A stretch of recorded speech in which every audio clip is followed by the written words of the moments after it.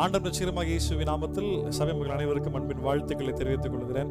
கர்த்தர் நம்ம எல்லாரையும் ஆசீர்வதிப்பாராக. கர்த்தர் நம்மோடு கூட இருக்கிறார். ஏன்னா மத்தேயு முதல் அதிகாரத்தில் வாசிக்கும் பொழுது அவர் உனக்கு ஒரு குமாரன் பிறப்பார், அவருக்கு இம்மானுவேல் என்று பெயரிடுவாயாக அப்படின்னு என்ன அர்த்தம் அப்படின்னா தேவன் நம்மோடு கூட இருக்கிறார் என்ற அர்த்தமாகும். இப்போ இயேசு கிறிஸ்து நமக்காக பூமியில் வந்தார், மரித்தார், உயிர் தெழுந்தார், மறுபடியும் பரலோகம் போனார், பிதாவின் வலது பரிசுத்தத்தில் இப்பொழுது அவர் வீற்றிருக்கிறார். ஆனால் நம்மளை திக்கற்றவர்களாய் விட்டு போவதில்லை.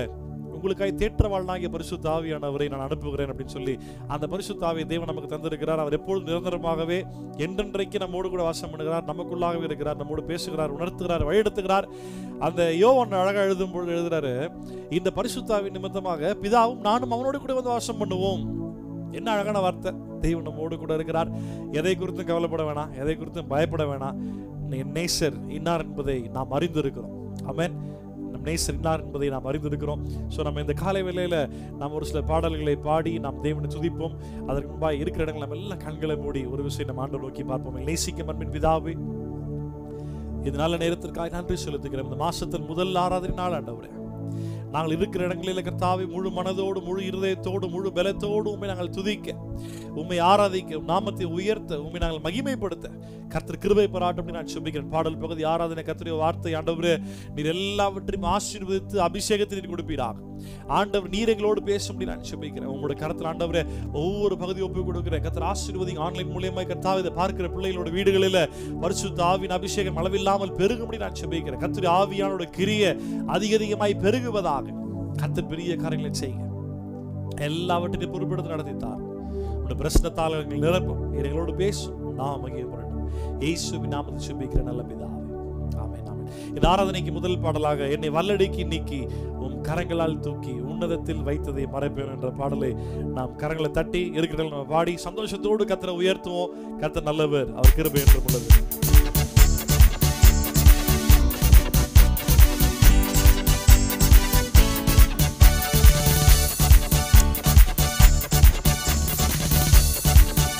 என்னை வல்லடிக்கு நீக்கி கரங்களால் தூக்கி உன்னதத்தில் வைத்ததை மறப்பேனோ. என்னை வல்லடிக்கு நீக்கி கரங்களால் தூக்கி உன்னதத்தில் வைத்ததை மறப்பேனோ. நீ சொன்னதினால் நான் பிழைந்து கொண்டேன், நீ கண்டதினால் நான் ஜீவன் கொண்டேன்.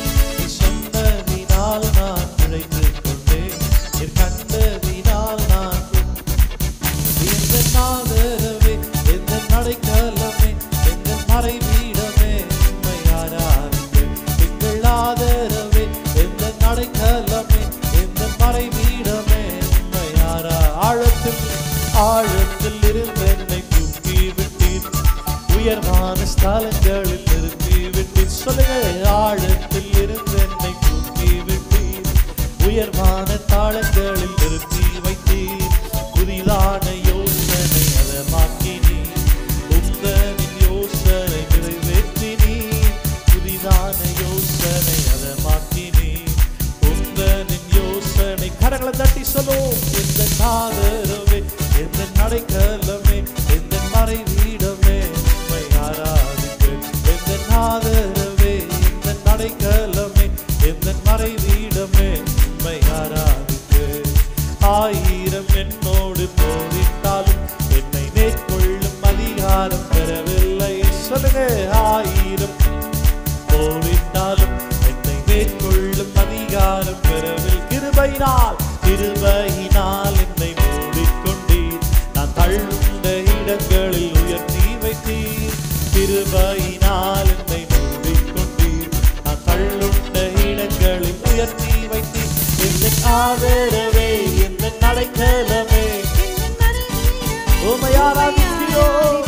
எந்த ஆதரவே, எந்த நடைக்கலமே, எந்த மறைவீடமே, உம்மை ஆராதிப்பேன்.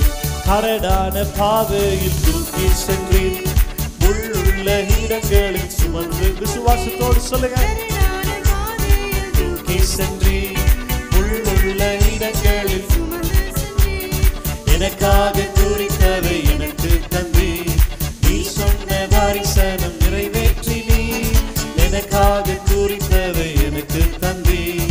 நீ சொன்ன தரிசனம். எந்த ஆதரவே, அடைக்கலமே,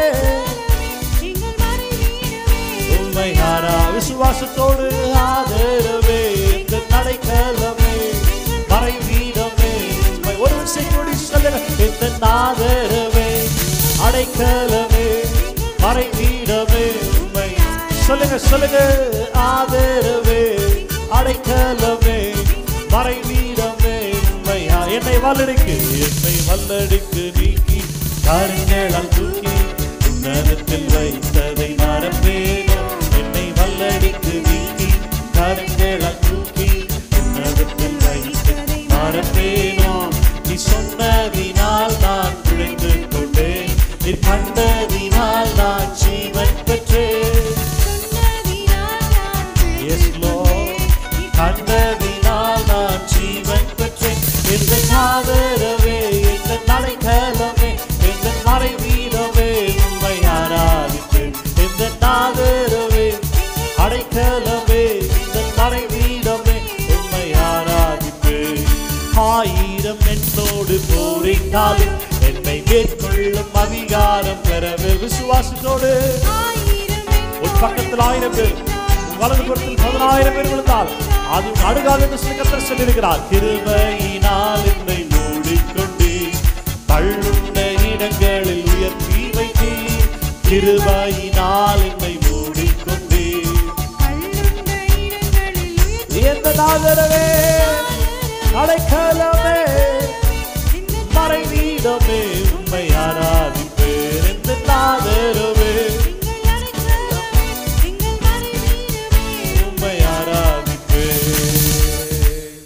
ஆமென் ஹல்லேலூயா ஆமென் ஹல்லேலூயா ஆமாம் நல்ல வேளையில கர்த்தரை துதிக்கிறதே ஒரு பெரிய ஆசீர்வாதம் கர்த்தரை துதிக்கிறதே ஒரு மிகப்பெரிய பாக்கியம் கர்த்தரை துதிப்பதற்காகவே நம்மளை அவர் தெரிந்து கொண்டிருக்கிறார் அவர் ஆராதிக்கிற பிள்ளைகள் ஆண்டு ரொம்ப பிடிக்கும் அவர் வர்ஷிப் பண்ற பிள்ளைகளை ஆண்டு ரொம்ப பிடிக்கும் அவரை ஆராதிக்கிற ஸ்தலத்தில் இறங்கி வருகிறேன்னு சொல்லி அவர் வாக்குத்தத்தம் பண்ணியிருக்கிறார் சொன்ன தேவன் அவர் வாக்கு மாறாமல் அவர் செய்கிற தேவனாக இருக்கிறார் நான் ஆராதிக்கிற இந்த நேரத்தில் இந்த இடத்துல கர்த்தருடைய ஆவியானவர் இருக்கிறார் இதே வேளையில் ஆராதிக்கிற நீங்க இருக்கிற இடத்துல உங்க இடத்துல ஆண்டவர் இறங்கி வந்திருக்கிறார் அது உண்மை உங்களோடு கூடவே கர்த்தர் இருக்கிறார் அவர் உங்களோடு கூடவே இருக்கிறார் எப்பொழுதும் உங்களோடு கூடவே இருக்கிறார் 1000 பேர் என்னோடு போரிட்டாலும் என்னை மேற்கொள்ள அதிகாரம் பெறவில்லைன்னு தான் வசனம் சொல்லுது அதுதான் ஆசீர்வாதமே எனக்கான யுத்தத்தை என் ஆண்டவர் செய்கிறார் எனக்கான ஜெயத்தை அவர் சிலுவையில் எடுத்து முடித்தார் அவர் எடுத்த ஜெயத்தை அவர் நாமத்தின் மேல் விசுவாசம் உள்ளவர்களாக இருக்கிற எல்லாருக்குமே அவர் அந்த ஜெயத்தை தந்திருக்கிறார் வியாதியா இருந்தாலும் போராட்டமா இருந்தாலும் பிரச்சனையா இருந்தாலும் என்ன விதமான காரியம் இருந்தாலும் நமக்கு தேவன் ஜெயத்தை கொடுத்திருக்கிறார் என்ற விசுவாசத்தோடு இருப்பீர்கள் ஆனால் அந்த ஜெயத்தை நிச்சயமாகவே உங்க வாழ்க்கையில் உங்களால் சுகந்தரிக்க முடியும் இருக்கிற இடங்களை நம்ம அப்படியே கண்களை மூடுவோம் இருக்கிறது அப்படியே கண்களை மூடும் நம்ம கர்த்தரை ஆராதிப்போம் Thank you Jesus hallelujah Thank you Holy Spirit உம்மை நாங்கள் உயர்த்துகிறோம் ஆண்டவரே உம்மை நாங்கள் துதிக்கிறோம் அப்பா நீர் பெரியவர் ஆண்டவரே நீர் ஒருவரே எங்கள் மத்தியில் உயர்ந்து இருப்பீராக கர்த்தர் நல்லவர் தாவீது இப்படியாக சொல்லுகிற ஆண்டவரே உன் ஆலயத்துக்குள்ளாய் பிரவேசிப்பதற்கான மிகுந்த கிருபையை தந்தீர் கர்த்தர் செய்த நன்மைகளை மறக்காதபடிக்கு இந்த வேளையில் ஆண்டவரே நாங்கள் துதிக்கிறோம் Thank you Holy Spirit நெருக்கப்பட்டும் மடிந்திடாமல்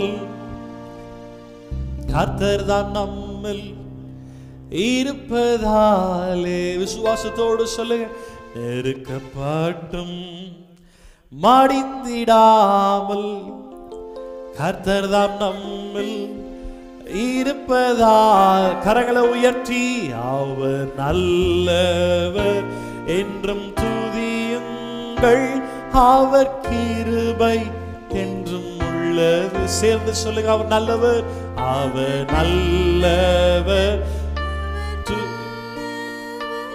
அவர் கிருபை கரங்களை உயர்த்தி ஒரு விசை கூடி அவர் அவர் வல்லவர் அவர் கிருபை என்றும் உள்ளது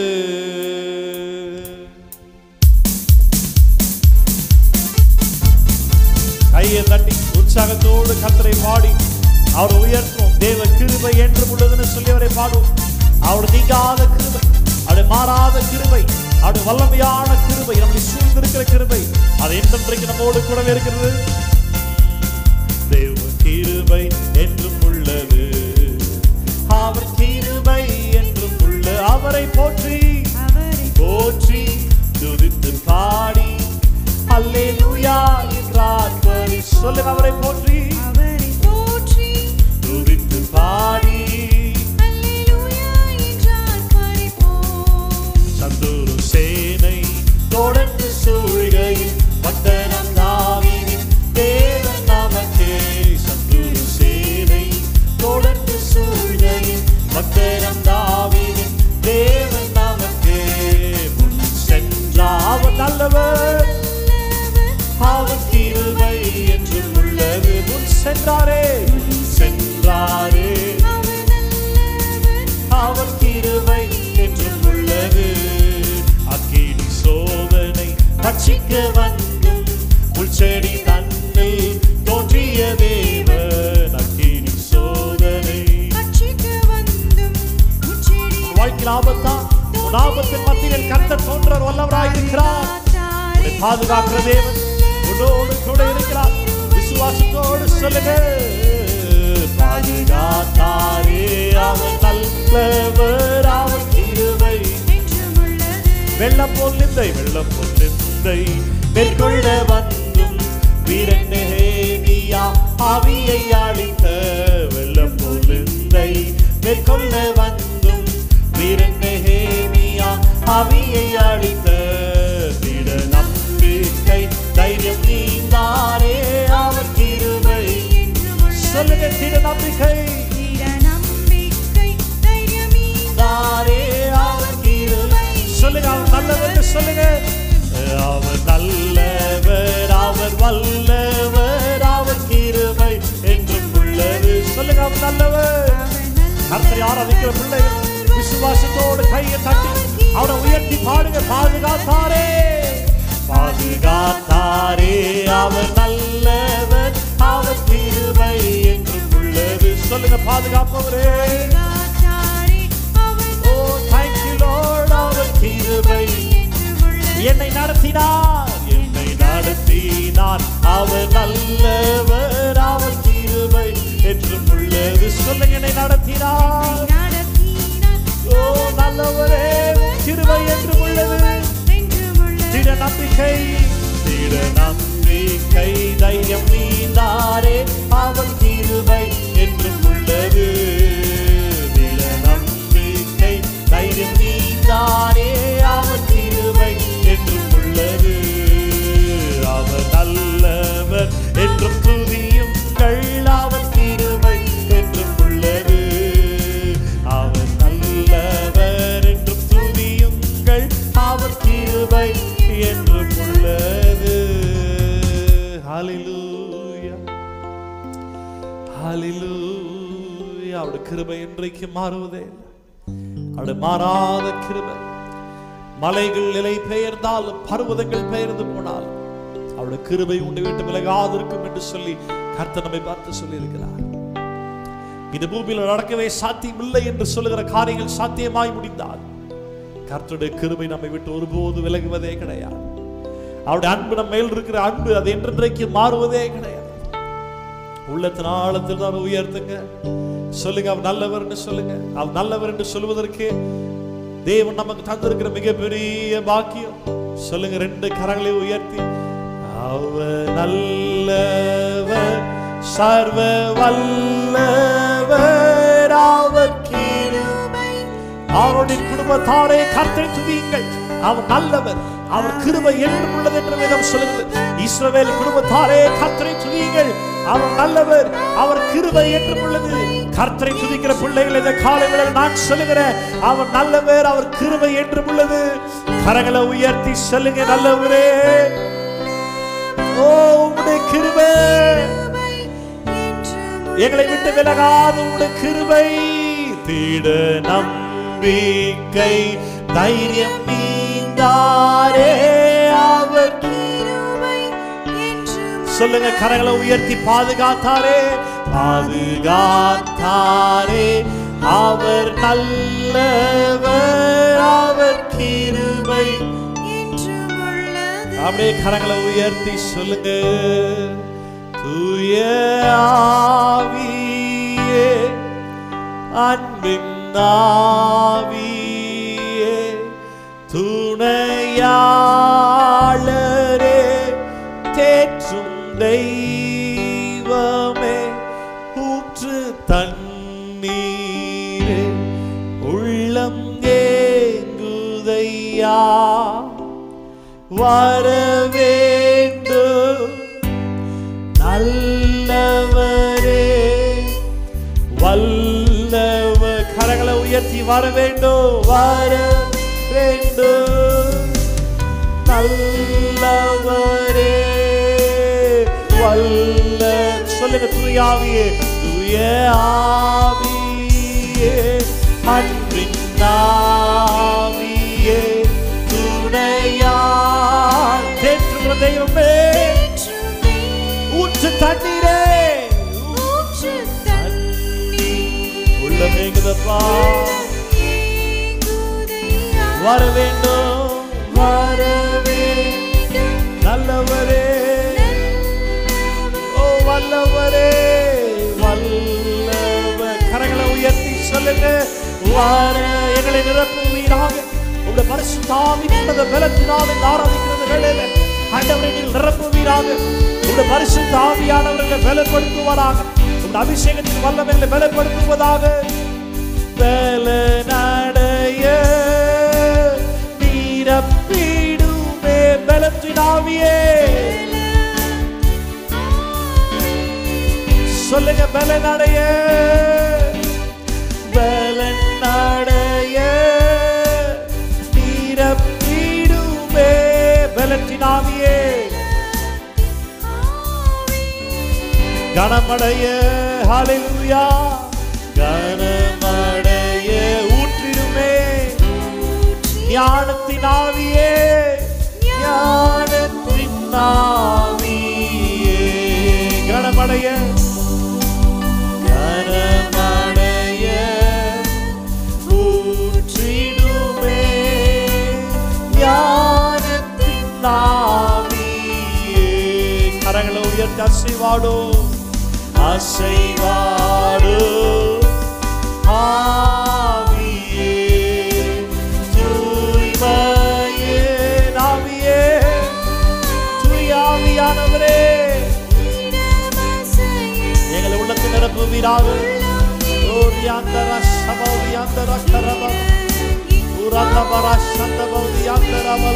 இடமசைய எங்கள் இடமசைய உள்ளத்தில் நிரப்புங்க. பரிசுத்த ஆவி நிரம்பிய போது பவுல் பேசினான்ற வார்த்தையின்படி இந்த வேளையில் பரிசுத்த ஆவியால் நிரப்புவீராக. எங்கள் இடமசைய உள்ளம் நிரம்ப. ஆமென் அப்பா. இறங்கி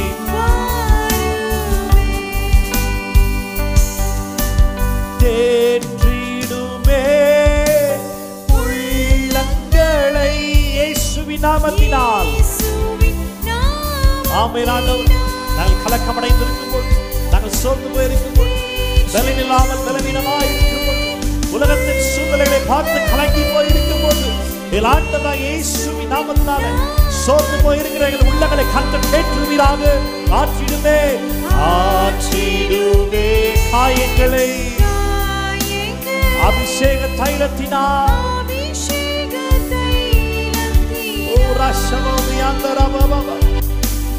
ஆற்றிடுமே காயங்களை அபிஷேக தைலத்தினால்.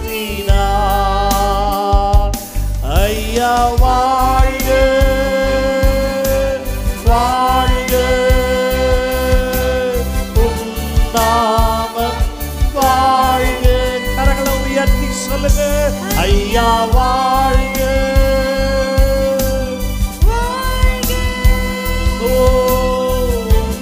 நாமம் வாழ்க. ராஜா வாழ்க, வாழ்க, உம் நாமம் என்றென்றைக்கு வாழ்வதாக. பரலோகத்திலே ஒரு சித்தம் செய்யப்படுகிறது போல் ஆண்டவரே இந்த வேளைகள் மத்தியில உங்க சித்தம் நிறைவேறும்படி நாங்கள் ஜெபிக்கிறோம்.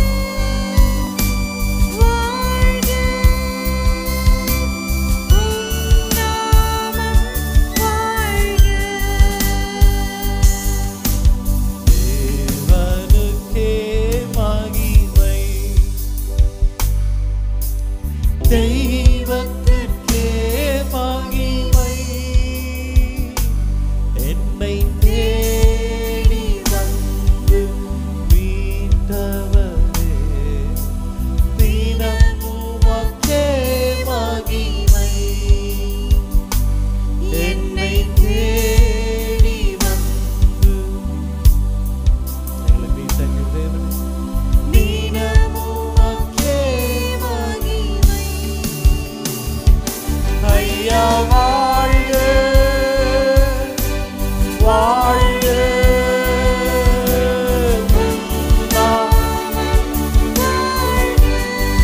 ஆமென். ஐயா வாழ்க. Thank you Lord. அவர் வாழ்கன்னு சொல்லுங்க. ஐயா வாழ்க.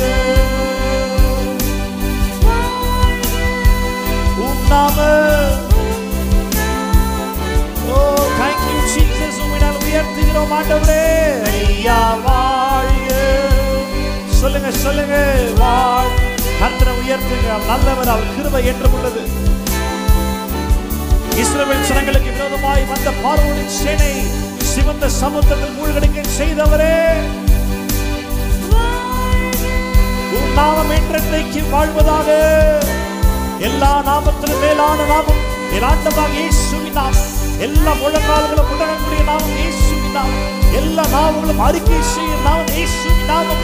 அந்த நாமத்தில் விடுதலை உண்டு, அந்த நாமத்தில் ஆசீர்வாதம் உண்டு, அந்த நாமத்தில் பலன் உண்டு, அந்த நாமத்தில் விடுதலை உண்டு, அந்த நாமத்தில் வெளியேறப்பட்ட பொக்கிஷங்கள் உண்டு, அந்த நாமத்தில் நித்திய ஜீவன் உண்டு, அந்த நாமத்தில் ரட்சிப்பு உண்டு. அந்த நாமத்தை சொல்லும் பொழுது அவர் நோக்கி பார்க்கிற பிள்ளைகளுக்கு என் கர்த்தர் உதவி செய்ய வல்லவராயிருக்கிறார். அந்த நாமத்தை உயர்த்தி சொல்லுங்க. Yes Lord. நாமம் வாழ்க. ஹalleluya. துதிங்க, வாய்களை திறந்து கர்த்தரை துதிங்க. ஹalleluya ஹalleluya. ஹalleluya.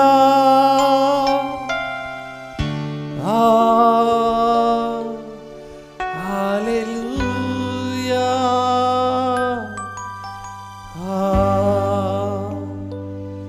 Hallelujah.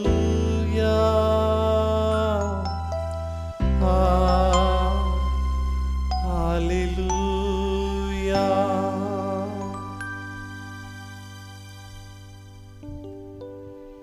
Thank you Holy Spirit. உம்மினால் உயர்த்துகிறோம் ஆண்டவரே. நீர் ஒருவரே எங்கள் மத்தியில் உயர்த்தப்பட்டிருப்பீராக. துதிக்கும் கணத்திற்கும் பாத்திரராய் இருக்கிற நீர் ஒருவரே எங்கள் மத்தியில் உயர்த்தப்பட்டிருப்பீராக. எங்கள் துதிகளிலே கர்த்தாவே நீர் பிரியப்படுகிறதற்காக நான் நன்றி செலுத்துகிறோம். எங்கள் ஆராதனையில் கர்த்தர் பிரியப்படுகிறதற்காக நான் நன்றி செலுத்துகிறேன் அப்பா. Thank you Jesus.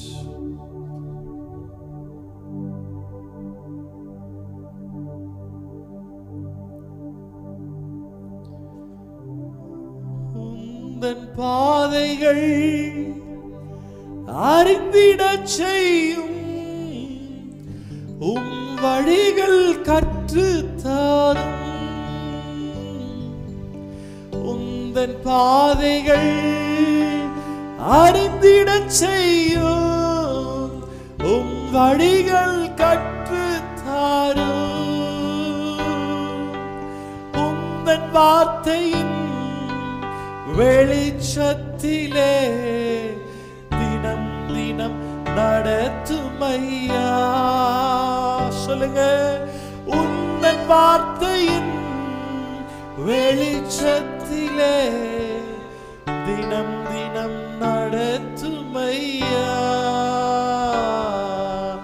ஆவியானவரே அன்பு நேசரே ஆட்கொண்டு நடத்துமையா. சொல்லுங்க. ஆவியானவரே அன்பு நேசரே ஆட்கொண்டு நடத்துமையா. நீங்கள் ஆட்கொண்டு நடத்துங்க. உங்கள் பாதையில் அறிந்திரச் செய்யும் வழிகளை எங்களுக்கு கற்றுத்தார்.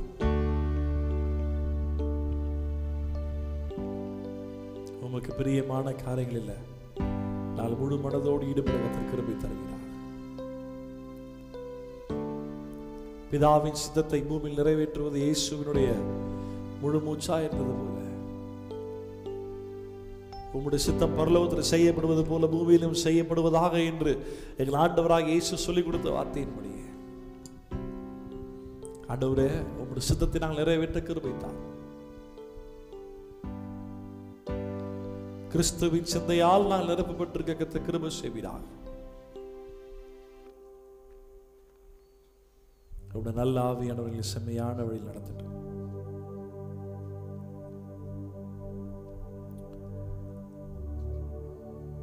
Thank you, Holy Spirit.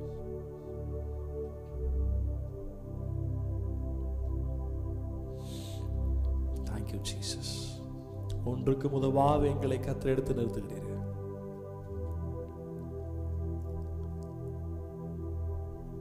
நான் என்று சொல்லுவதற்கு எங்களால் ஒன்றுமே இல்லை ஆண்டவரே. எல்லாவற்றையும் நீர் செய்கிறீரப்பா.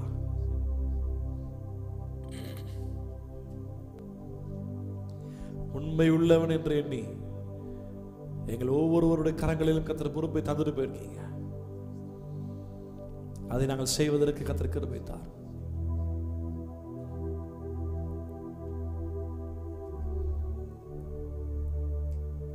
Thank you, Jesus.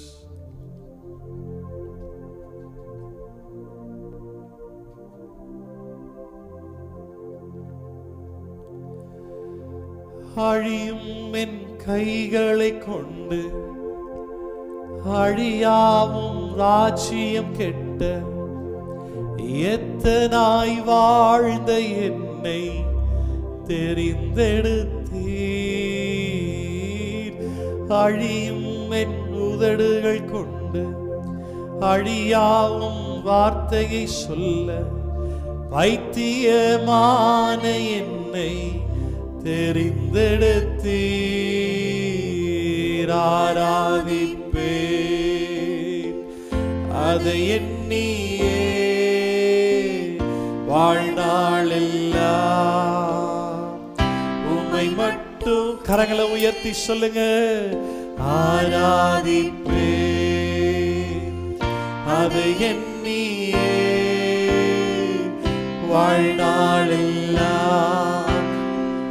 உம்மை மட்டுமே. ஆராதிப்பேன் ஆராதிப்பேன் ஆராதிப்பேன் ஆராதிப்பேன் ஆராதிப்பேன் ஆராதிப்பேன் ஆராதிப்பேன் ஆராதிப்பேன்.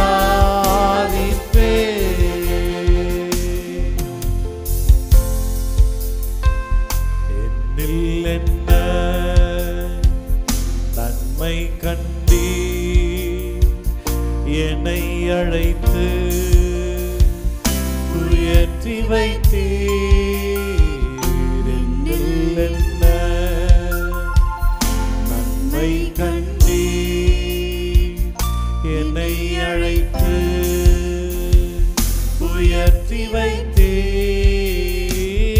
அழியும் கைகளை கொண்டு அழியாவும் ராஜ்யம் கெட்ட பைத்தியமான என்னை தெரிந்தெடுத்தீர். அழியும் என் உதடுகள் கொண்டு அழியாவும் வார்த்தையை சொல்ல எத்தனாய் வாழ்ந்த என்னை தெரிந்தெடுத்தீர். ஆராதிப்பேன்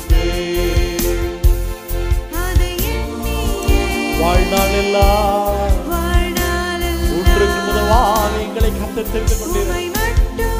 ஒன்றுக்கு பிரயோஜனம் இல்லாத எங்களை கர்த்தர் தெரிந்து கொண்டிருப்பார். வாழ்நாளெல்லாம் ரெண்டு கரங்களை உயர்த்தி சொல்லுங்க.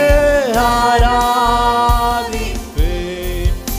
ஆராதிப்பேன் ஆராதிப்பேன் ஆராதிப்பேன் ஆராதிப்பேன் ஆராதிப்பேன் ஆராதிப்பேன் ஆராதிப்பேன்.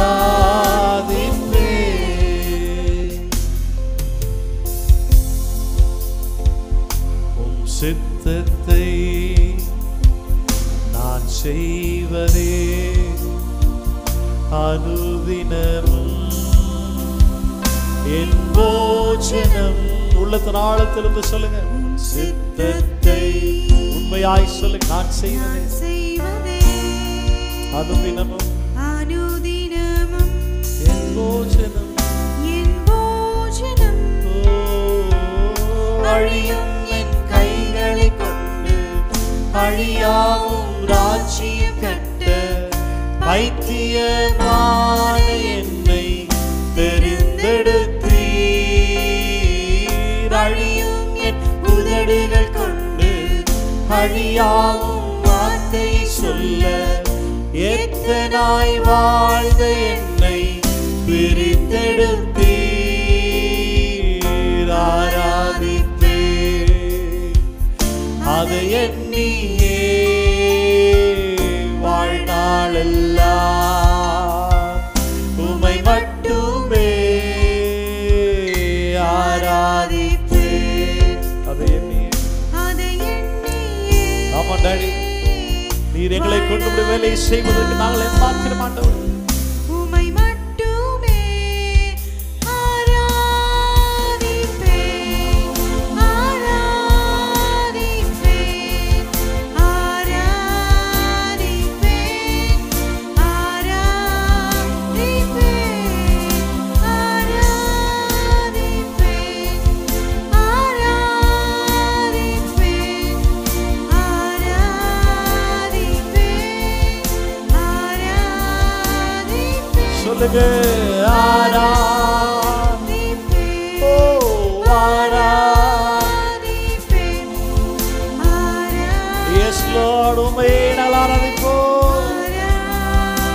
ஒரு விஷயம் கூடி சொல்லுங்க. ஆராதிப்பேன். ஆமென் ஆண்டவரே. ஆராதிப்பேன் ஆராதிப்பேன்.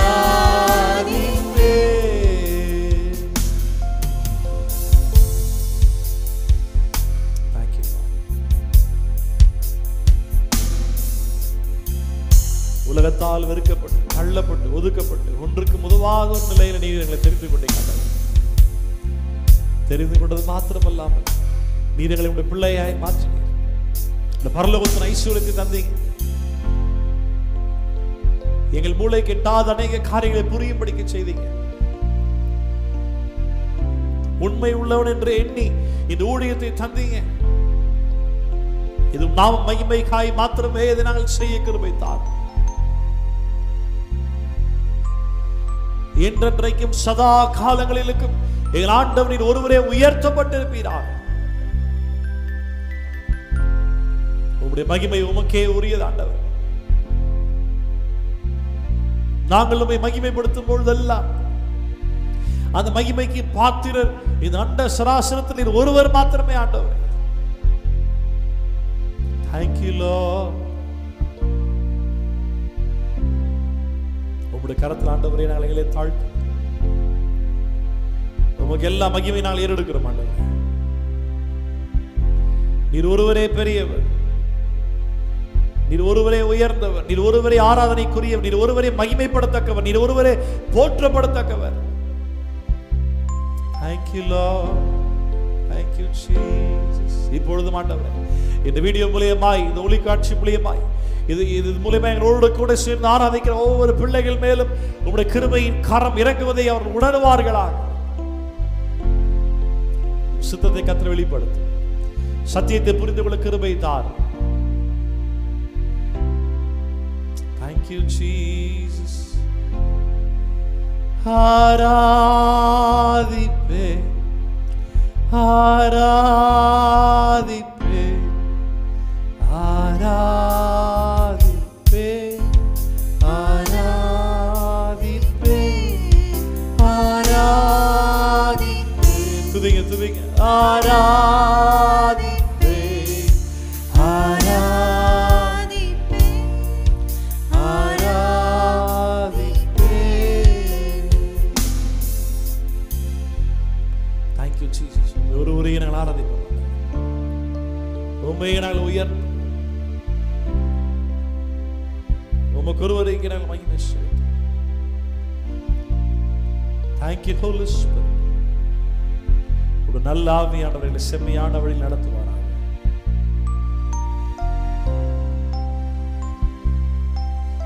துதி கன மகிமை எல்லா ஆண்டவரையும் உமக்கு ஒருவருக்கு நாங்கள் எடுத்துள்ளோம். எங்கள் ஆராதனை கர்த்தர் ஏற்றுக்கொள்கிறதற்காய் நன்றி. எங்கள் ஆராதனை கர்த்தர் பிரியப்படுவதற்காய், இதில் ஆண்டவரே நீர் மாத்திரமே மகிமைப்படுவதற்காய். Lord, we thank you that you are the only center focus of this worship, Lord. இந்த ஆராதனையின் மைய கருப்பொருளாய் நீர் இருப்பதற்காய் நாங்கள் நன்றி சொல்கிறோம். என்றென்றைக்கும் நீர் ஒருவரே இருப்பீராக. உம்மை நாங்கள் உயர்த்துகிறோம். Let all the due glory unto be only you, O Lord. Let all the praises be to you. We magnify your name. We lift your name on high. We glorify your name. We establish your name, O Lord. We bless your name. The name above all name, our Lord Jesus. உமக்கு ஒருவருக்கே மகிமை உண்டாகட்டும். துதிகன மகிமை எல்லாம் உமக்கு ஒருவருக்கே தருகிறோம். எங்கள் ஆண்டவர் இரட்சகருமாகிய இயேசுவின் நாமத்தில் இந்த ஆராதனை எடுக்கிறோம். ஏற்றுக்கொள்ளும் நல்ல பிதாவே. ஆமென். ஆமென். God bless you. கர்த்தர் எல்லாரையும் ஆசீர்வதிப்பாராக. நாம் இருக்கிற இடங்களை அப்படியே கரங்களில் வேதத்தை எடுத்துக்கொள்வோம். இருக்கிற இடங்களில் கரங்களில் வேதத்தை எடுத்துக்கொள்வோம். நம்ம இந்த வேளையில கர்த்தருடைய வார்த்தை தியானிக்க போகிறோம். கர்த்தர் நம்மோடு கூட இடைப்படுவாராக. கர்த்தர் நம்மோடு கூட பேசுவாராக. ஆமென். ஆண்டவராகிய இயேசுவின் நாமத்தினால சபை மக்கள் அனைவரையும், இந்த வீடியோ பார்க்கிற ஒவ்வொருவரையும் நான் வாழ்த்துகிறேன். உங்களுக்கு கிருபையும் சமாதானம் உண்டாவதாக. ஸோ நமக்கு எல்லாரும் தெரிந்திருக்கிறபடி இந்த கொரோனா வைரஸுடைய பாதிப்புனால மறுபடியும் இன்னும் 2 வாரம் எக்ஸ்டெண்ட் பண்ணியிருக்கிறாங்க. பரவாயில்ல, ஸ்டே அட் ஹோம், வீட்டில் இருங்க, டிஸ்டன்ஸ் மெயின்டைன் பண்ணுங்கள். உங்களுக்கு சத்தியங்கள் எப்படி ஆனாலும் வந்து சேர்ந்துக்கிட்டே இருக்கும். ஒருபோதும் வந்துட்டு கர்த்தருடைய சரீரமாகிய சபை யாரும் ஸ்டாப் பண்ண முடியாது. தேவராஜ்யம் வளருவதை யாராலையும் ஸ்டாப் பண்ண முடியாது. கண்டிப்பாக வந்துட்டு நம்ம இருக்கிற இடங்களில் கர்த்தர் பெரிய காரியங்களை செய்வார் நான் விசுவாசிக்கிறேன். ஸோ அதன்படி கர்த்தர் நம்மத்தில் காரியங்களை வாய்க்க பண்ண முடியும். அவர் கர்த்தர் ஒப்புக் கொடுங்க, அவர் எல்லாவற்றையும் பார்த்துக்கொள்வார். ஸோ அதனால் வந்துட்டு எதை பற்றி ஃபீல் பண்ணாதீங்க, கவலைப்படாதீங்க. அந்தந்த இடங்களில் உள்ள தேவைகளை கர்த்தர் நிச்சயமாக சந்திப்பார். ஆமென். ஸோ இன்றைக்கி செய்திக்கு யோசிச்சே இருந்த பல காரியங்கள் பேசணும் அப்படின்ட்டு அதில் ஆண்டவருடைய இருதயத்தில் அதிகமாக பாரப்படுத்தியது இந்த கடைசி காலத்தில் நடக்கக்கூடிய கள்ள உபதேசங்களும் அதன் தொடர்பாய் அவசியத்தில் இருக்கக்கூடிய சுவிசேஷமும். ஆமாம், ரெண்டுமே வந்து ஒரு பக்கம் கள்ள உபதேசிகள் பெருகிட்டு இருக்கிறாங்க, கடைசி காலத்தில் அடையாளமாக அது ஒரு பக்கம் பயங்கரமாக போய்கிட்டு இருக்கு. இன்னொரு பக்கம் சுவிசேஷ வேலைகள் கொஞ்சம் தனிந்து போகுதோ அப்படின்னு சொல்லி ஒரு சில அச்சம், கலக்கம், ஒரு பதட்டம் எனக்குள்ள இருக்குது. ஸோ சந்திக்கப்படாத மக்கள் சந்திக்கப்படணும், இயேசு அறியாத மக்கள் இயேசுவை சுவிசேஷமாய் நம்ம பிரசங்கிக்கணும். இதனோட அவசியங்களாக ஒரு பக்கம் இருக்குது. ஸோ இதே குறித்து தான் ஜென்ரலாக ஒரு சில காரியங்கள் இன்னைக்கு வேதம் பைபிள் நமக்கு என்ன சொல்லுது, கர்த்தருடைய வார்த்தை நம்மோட கூட என்ன பேசணும்னு சொல்லி ஒரு சில காரியங்கள் நாம் பார்க்க போகிறோம். என்னோட கூட உட்காந்து கையில் பைபிள் எடுத்துக்கங்க, சீரியஸாக நோட்ஸ் எடுங்க. நம்ம இன்னைக்கு வேத சத்தியங்கள் நமக்கு என்ன போதிக்குதுன்னு சொல்லி ஒரு சில காரியங்கள் பார்க்கலாம். முதலாவது, நமக்கு சுவிசேஷ பிரசங்கம், ஊழியம் அப்படின்னு சொன்ன உடனே முதல்ல யார் ஞாபகத்தில் வருவா அப்படின்னா பவுல். அப்போஸ்தலனாகிய பவுல் தான் நமக்கு ஜென்ரலாக முதல்ல ஞாபகம் வருது. இன்னைக்கு பவுலுடைய சம்பவத்தை பற்றி கூட ஒரு காரியங்கள் நான் உங்களுக்கு மேற்கோள் காட்ட ஆசைப்படுறேன். ரைட். ஸோ அதுக்கு முன்னாடி முதல்ல இந்த சுவிசேஷ வேலை குறித்து பவுல் என்ன சொல்லுகிறார் வாசிக்கலாம். 1 கொரிந்தியர் 9வது அதிகாரம் 16வது வசனம் நம்ம வாசி கேட்போம். 1 கொரிந்தியர் 9வது அதிகாரம் 16வது வசனம். சுவிசேஷத்தை நான் பிரசங்கித்து வந்தும் மேன்மை பாராட்ட எனக்கு இடமில்லை, அது என்மேல் விழுந்த கடமையா இருக்கிறது. சுவிசேஷத்தை நான் பிரசங்கியாதிருந்தால் எனக்கு ஐயோ. இப்ப என்ன அழகா சொல்றாரு பாருங்க. கொரிந்தியர் 9வது அதிகாரத்துல சுவிசேஷத்தை நான் பிரசங்கித்து வந்தும் மேன்மை பாராட்ட எனக்கு இடமில்லை. ஆமென். ஆமாம், இன்னைக்கு அநேகர் வந்துட்டு நான் அதெல்லாம் விட்டுட்டு ஊழியத்தில் ஆண்டவருக்காக நான் ஊழியத்தில் வந்துட்டேன் அப்படின்னு சொல்கிறத ஒரு சாட்சியாக தெரியுது. ஆனால் அவங்க சொல்லும் போதே அதில் ஒரு பெருமை இருக்குது. ஊழியக்காரன் அப்படின்னா அதில் ஒரு பெருமை தெரிஞ்சது ஆட்டோமேட்டிக்காக. அது இருக்கக்கூடாது. ஏன்னா பைபிளில் பவுல் ரொம்ப அழகாக சொல்லியிருக்கிறாரு, சுவிசேஷத்தை நான் பிரசங்கித்து வந்தோம், மேன்மை பாராட்ட எனக்கு இடமில்லை. மேன்மை பாராட்டத்துக்கு ஆப்ஷன் ஆண்டவர் தரலையா. நான் ஆண்டவருக்காக ஊழியம் செய்கிறேன், அதில் எந்த ஒரு பெருமையுமே கிடையாது. அது ஒரு வேலை. எனக்கு எப்படி புரியுது அப்படின்னா, சுவிசேஷ அழைப்பு அப்படின்னு ஒரு பக்கம் ஒரு காரியம் இருந்தாலும் கூட 5 அழைப்புகளில் பேச 4:13 5 விதமான அழைப்பு, அது ஆக்சுவல் 4 தான். ஸோ அந்த அழைப்பில் வந்துட்டு சிலரை அப்போஸ்தலராய், சிலரை தீர்க்கதரிசிகளாய், சிலரை சுவிசேஷகராய், சிலரை மெய்ப்பராகவும் போதகராகவும் தெரிந்து கொண்டிருக்கிறார். அந்த அழைப்புகளில் இந்த சுவிசேஷம் என்று சொல்லி ஒரு அழைப்பாய் அங்கே காணப்பட்டிருந்தாலும் கூட எனக்கு என்ன புரியுது அப்படின்னா, சுவிசேஷம் பிரசங்கம் செய்வதற்கு அழைப்பு தேவையில்லை. சுவிசேஷகராகவே சுவிசேஷ ஊழியத்தை மட்டுமே என் வாழ்நாள் முழுதுமே நான் செய்து கொண்டே இருக்க போகிறேன் அப்படின்னு இருந்தா, ஆரோனை போல அழைக்கப்பட்டால் ஒழிய அந்த கனமான ஊழியத்தை ஒருவனும் செய்ய முடியாதுன்ற மாதிரி அந்த அப்போ இருந்து ஒரு அழைப்பு, ஆண்டவரே இதற்காக தான் நான் பிடிக்கப்பட்டிருக்கிறேனா, இதற்காக தான் என்னை தெரிந்து கொண்டீரா, இதற்காக தான் நான் அழைக்கப்பட்டிருக்கிறேனா அப்படின்னு சொல்லி யோசிக்க வேண்டியது அவசியம். தேவனிடத்திலிருந்து ஆண்டவர் என்ன நம்மோடு பேசுகிறார், ஆவியானவர் நமக்குள்ள என்ன உணர்த்துகிறார், அழைக்கப்பட்ட அழைப்பை அவர் உறுதிப்படுத்துகிறாரா? கண்டிப்பாக செய்யலன்னு சொல்லல. ஆனா இயேசுதான் சொந்த இரட்சகர் என்று சொல்லி யார் யாரெல்லாம் இருதயபூர்வமாய் விசுவாசித்து மனப்பூர்வமாய் அவரை ஏற்றுக்கொண்டீர்களோ அத்தனை பேருமே தேவனுடைய பிள்ளையாக இருக்கிறீர்கள். தேவனுடைய பிள்ளை என்று சொல்லக்கூடிய எந்த ஒரு தனிப்பட்ட நபராக இருந்தாலும் அவர்கள் கண்டிப்பாக சுவிசேஷத்தை பிரசங்கம் பண்ணி தான் ஆகணும். நம்ம கொண்ட ஊழியம் அப்படின்னு சொன்ன உடனே மேடை, மைக்கு, பெரிய ஷோ, என்னை யாரும் கூப்பிடலையே, யாரும் கூப்பிடல மாட்டாங்க. ஊழியத்தில் சீசர்கள் யாரும் கூப்பிடல, இவர்கள் தான் தேடி சென்றார்கள். நம்மளை யாரும் இயேசு நம்மளை கூப்பிடல, அவர் தான் நம்மளை தேடி வந்தார். ரட்சிக்கப்படாமல் இருந்து நம்மை எப்படி இயேசு தேடி வந்தாரோ அது போலவே ரட்சிக்கப்படாதவர்களை தேடி சென்று சுவிசேஷத்தை அறிவிப்பது தான் அழைப்பு, அதுதான் வேலை, அதுதான் ஊழியம். இனி ஊழியன்ற பேர்ல அநேக காரியங்கள் மாறிடுச்சு, அநேக காரியங்கள் வேற மாதிரி போய்கிட்டு இருக்கு. அதனால அந்த ஊழியர்கள் தப்பு, அதை குறை சொல்ல விரும்பல. ஆனா அஸ்திபாரமாய் பார்க்கும் பொழுது உன்னை யாரும் ஊழியத்துக்கு அழைக்க மாட்டாங்க, உன்னை யாரும் வந்துட்டு ஊழியம் செய்யணும் வந்து சொல்ல மாட்டாங்க. உனக்கு யாரும் கையில் மைக்கை கொடுத்து பெரிய மேடையை போட்டு உன்னை பார்த்தோன்னு ஒரு பெரிய கூட்டம் கூடி இந்த எதிர்பார்ப்புகள் தயவுசெய்து மனசில் வைக்காது. அந்த மாதிரியான ஊழியங்கள்லாம் ஈஸியாக பண்ணிடலாம். நல்ல மேக்கப் போட்டு, நல்ல ட்ரெஸ்ஸை போட்டு, நல்ல ஸ்டேஜ் மேலே ஏறி ஒரு பாட்டை பாடி, டான்ஸ் ஆடி, நல்ல ஒரு வர்ஷிப் லீட் பண்ணி, நல்ல ஒரு சத்தியத்தை பேசி முடிச்சிடலாம் ஈஸியாக. அது ஒரு பெரிய விஷயமே இல்லை. ஆனால் தெருவில் இறங்கி சென்று தனிப்பட்ட ஒரு நபரை சந்தித்து முகமுகமாய் நேராய் அந்த தனிப்பட்ட நபர் உன்னை ஏற்றுக்கொள்ளணும், ஏற்றுக்கொள்ளக்கூடிய அந்த நபர்கிட்ட நீ சுவிசேஷம் அறிவிக்கணும். அதுதான் வேலை, அதுதான் உண்மையான சுவிசேஷம், அதுதான் ஊழியம்.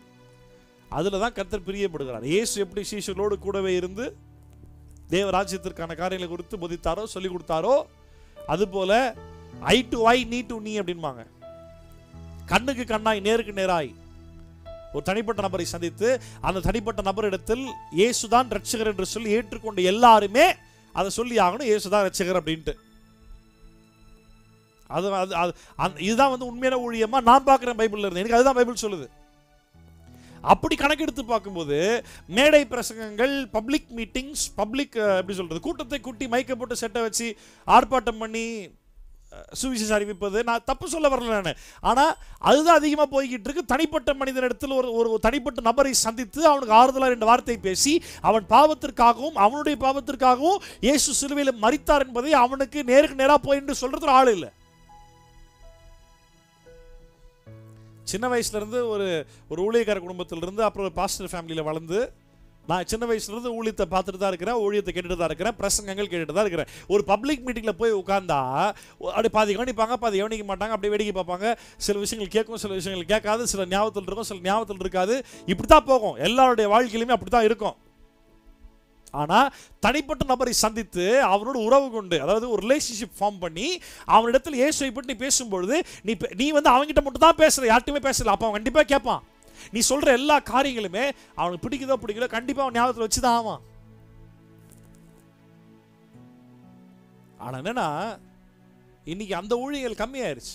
வேதாகமத்தில் பவுல் செய்தது போல, பேதுரு செய்தது போல, இயேசு செய்தது போல, சீஷர்கள் எல்லாரும் செய்தது போல இன்னைக்கு அந்த ஊழியம் ரொம்ப கம்மியாயிருச்சு. ஆனா இப்படி ஊழியம் செஞ்சு இதுல மேன்மை பாராட்டுற ஆட்கள் தான் ஜாஸ்தி. பெருமை பாராட்டுற ஆட்கள், மேன்மை பாராட்டுற ஆட்கள். ஆனா இங்க வசனம் சொல்லுது, சுவிசேஷத்தை நான் பிரசங்கித்து வந்தும் மேன்மை பாராட்ட எனக்கு ஒன்றுமே இல்லை. பவுல் சொல்றாரு, ஒன்று எனக்கு இடம் இல்லைன்றாரு. ஆமா, அது என் மேல் விழுந்த கடமையா இருக்கிறது. சுவிசேஷத்தை பிரசங்கிப்பது நம்மளுடைய கடமை. கடைசி நாட்களில் கள்ள தீர்க்கதரிசிகள், கள்ள உபதேசிகள் நிறைய பெருகிட்டாங்க. நிறைய நடந்துட்டு இருக்கு. ஏகப்பட்ட விதமான உபதேசங்கள் வந்துகிட்டு இருக்குது. இதுல சரியான உபதேசம்னு சொல்லும்போது, அதாவது ஆழமான சத்தியங்கள் உபதேசங்கள் நிறைய போய்கிட்டே இருக்கும். ஆனால் கர்த்தரை குறித்து பேசுவதுன்னு சொல்லி ஆரம்பிச்சாலே it starts with the gospel and it ends with the gospel. சுவிசேஷத்தில் ஆரம்பிச்சு சுவிசேஷத்தில் தான் முடியும். It's ultimately about gospel. அவ்வளோதான்.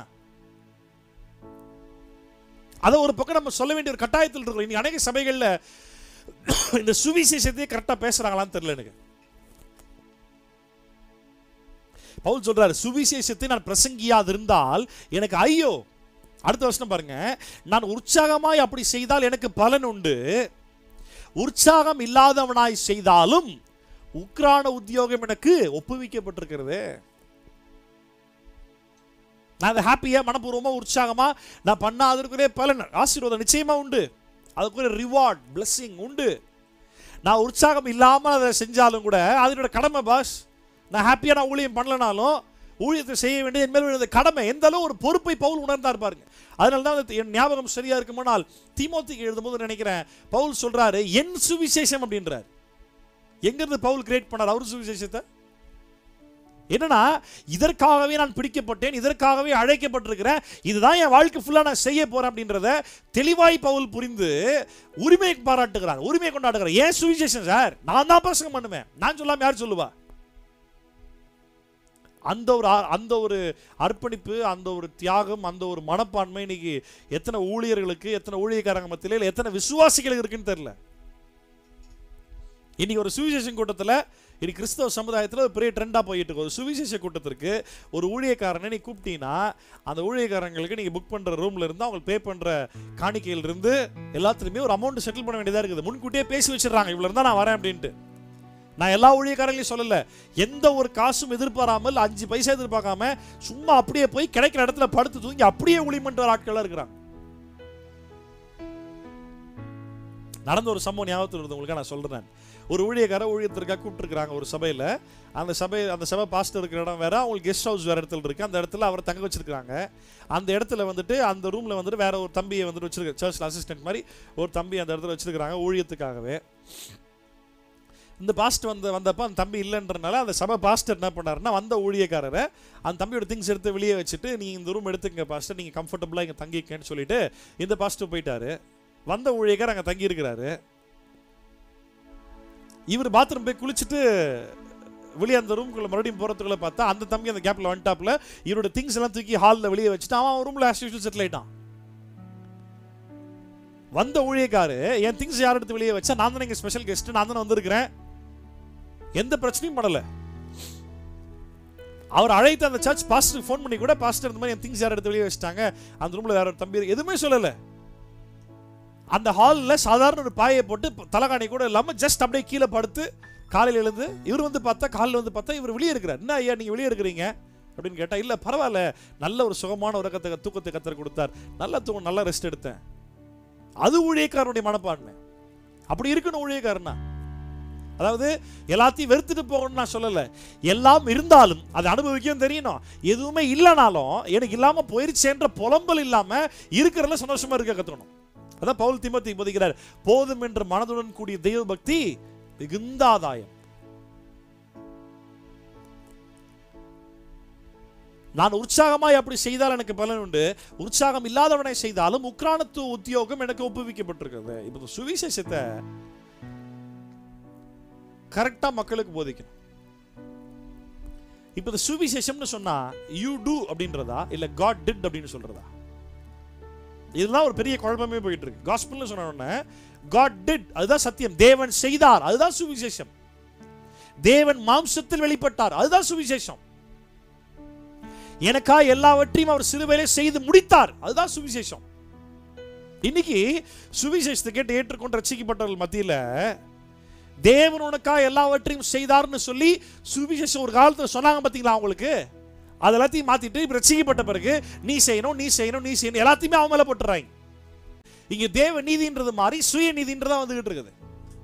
வாசிப்போம் ரோமர் முதல் அதிகாரம் 17வது வசனம் வாசிங்க. ரோமர் 1:17. விசுவாசத்தினாலே நீதிமான் பிழைப்பான் என்று எழுதியிருக்கிறபடி விசுவாசத்தினால் உண்டாகும் தேவநீதி விசுவாசத்திற்கென்று அந்த சுவிசேஷத்தினால் வெளிப்படுத்தப்படுகிறது. சொல்லுமா? அல்லேலூயா.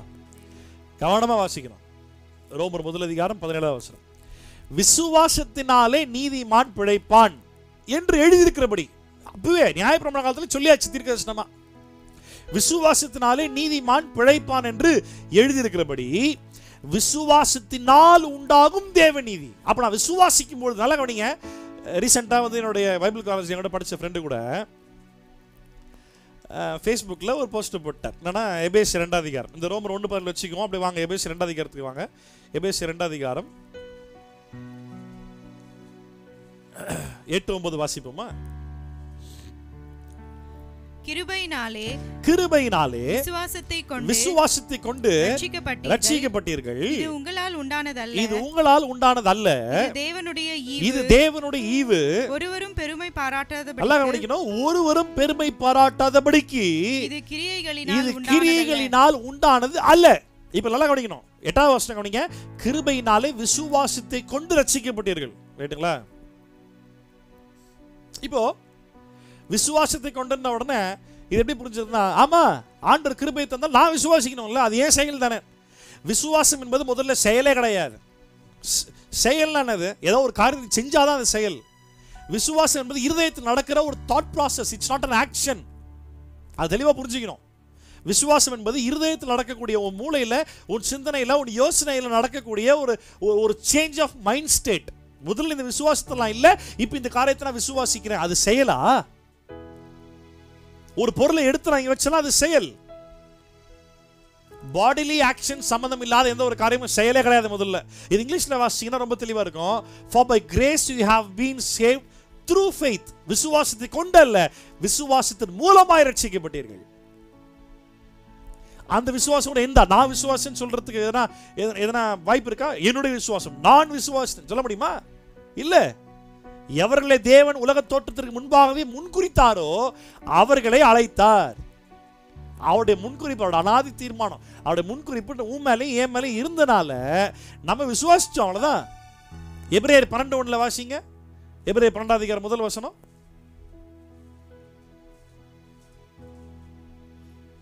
ஆகையால் மேகம் போன்ற இத்தனை திரளான சாட்சிகள் நம்மை சூழ்ந்து கொண்டிருக்க பாரமான யாவற்றையும் நம்மை சுற்றி நெருங்கி நிற்கிற பாவத்தையும் தள்ளிவிட்டு நல்லா கவனிங்க, விசுவாசத்தை துவக்குகிறவரும் முடிக்கிறவருமாய் இருக்கிற இயேசுவை நோக்கி நமக்கு நியமித்திருக்கிற ஓட்டத்தில் பொறுமையோட ஓடக்கடுவோம். முதல்ல சொல்லுவோமா? இந்த ரோமர் 12ஆம் அதிகாரம் 1 வசனம் வந்துட்டு ரொம்ப அருமையான வசனம். இது அழகா சொல்றாரு, விசுவாசத்தை துவக்குகிறவரும் முடிக்கிறவரும். இப்ப தமிழ்ல பாத்தீங்கன்னா விசுவாசத்தை துவக்குகிறவர் முடிக்கிறவர் அப்படின்னு இருக்குது. இது இங்கிலீஷ்ல பாத்தீங்கன்னா the author and perfecter of faith.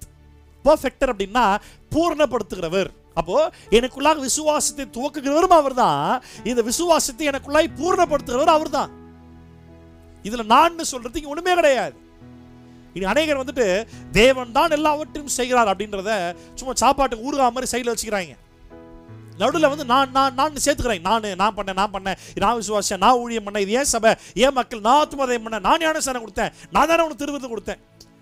நானுன்றது என்னைக்கு உள்ள வருதோ அது அன்னைக்கு அந்த கிறிஸ்து ஆவியாயிருது. அவன் தான் நான் முதல்ல ஆரம்பிச்சான். இங்க நான் சொல்றது ஒண்ணுமே கிடையாது. பாருங்க அழகா சொல்றார், the author and perfecter of faith. விசுவாசத்தை துவக்குகிறவரும் முடிக்கிறவரும். அந்த முடிக்கிறவர்ன்ற அந்த வார்த்தையை வந்துட்டு இன்னும் தெளிவா எப்படி சொன்னா நல்லா இருக்கும் அப்படின்னா, விசுவாசத்தை துவக்குகிறவரும் விசுவாசத்தை முழுமைப்படுத்துகிறவர்னு சொல்லலாம்.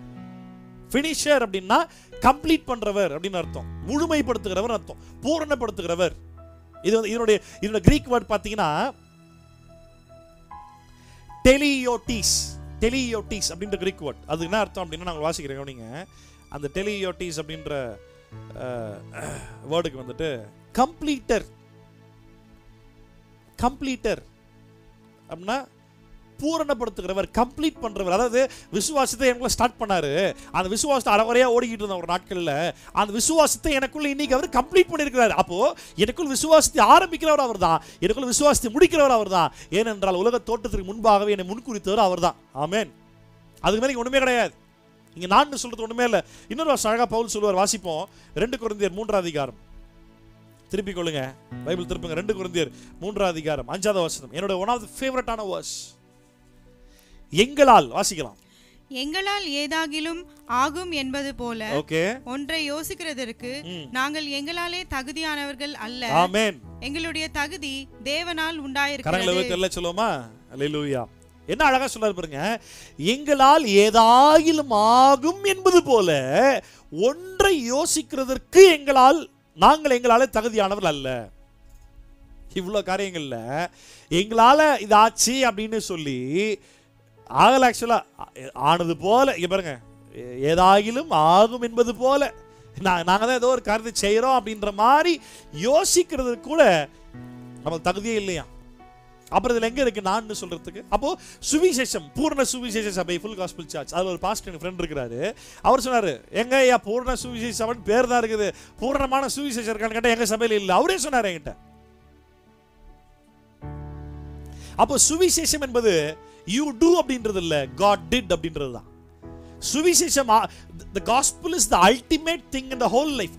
சுவிசேஷம் தான் ஒரு ஊழியத்தினுடைய எல்லா காரியமும் அதுதான், அதுதான் எல்லாமே இருக்குது. அதுல ஆரம்பிச்சுதான் எல்லா சத்தியங்களும் புரிந்து கொள்கிறோம். அப்போ ஒரு சுவிசேஷம் அப்படின்ற அஸ்திபாரத்தையே, ஆரம்பத்தையே, ஒரு பேசிக்கான காரியத்தையே, கிறிஸ்தவத்துடைய ஒரு துவக்கமான காரியத்தையே கரெக்டா சொல்லல, இல்லாட்டி கரெக்டா சொல்லி தப்பா கொண்டு போயிட்டாங்கன்னா எல்லாமே வேஸ்ட்.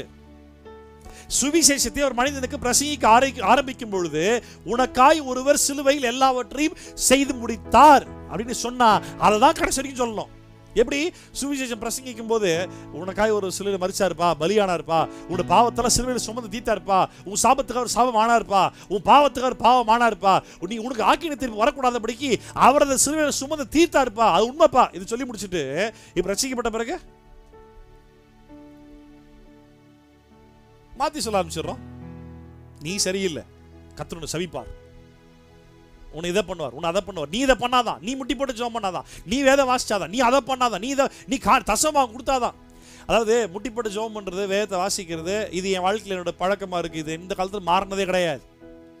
ஆனா இதை செய்தால்தான் கர்த்தருடைய பரலோகம் கொண்டு போவார்னு சொல்லும் பொழுது, அது ரோமர் 1:17 நம்ம வாசிச்ச வசனத்தின்படி அந்த சுவிசேஷம் என்ற வார்த்தைக்கு முரண்பாடா இருக்கு. அங்கதான் பிரச்சனை ஆரம்பிக்குது. மனுஷனை சீர்படுத்துறோம், ஸ்திரப்படுத்துறோம், அவனை சரி பண்றோம், அவனை பரிசுத்தமாக்குறோன்ற பேர்ல இருக்கிற உபதேசத்தை மாத்தி பேசிக்கிட்டு இருக்கிறாங்க. ஆரம்பத்தில் சொல்ற உபதேசத்தை, சுவிசேஷம் என்ற சத்தியத்தை உபதேசம் என்ற பேர்ல கடைசி மாத்தி பேச ஆரம்பிச்சிடறாங்க. சுவிசேஷத்தில் எப்படி கர்த்தர் செய்தார் என்று விசுவாசிக்கிறோமோ, அது போலவே கிறிஸ்துவ வாழ்க்கையில கர்த்தர் தான் எல்லாவற்றையும் செய்கிறார் என்பதை விசுவாசிக்கிறோம்.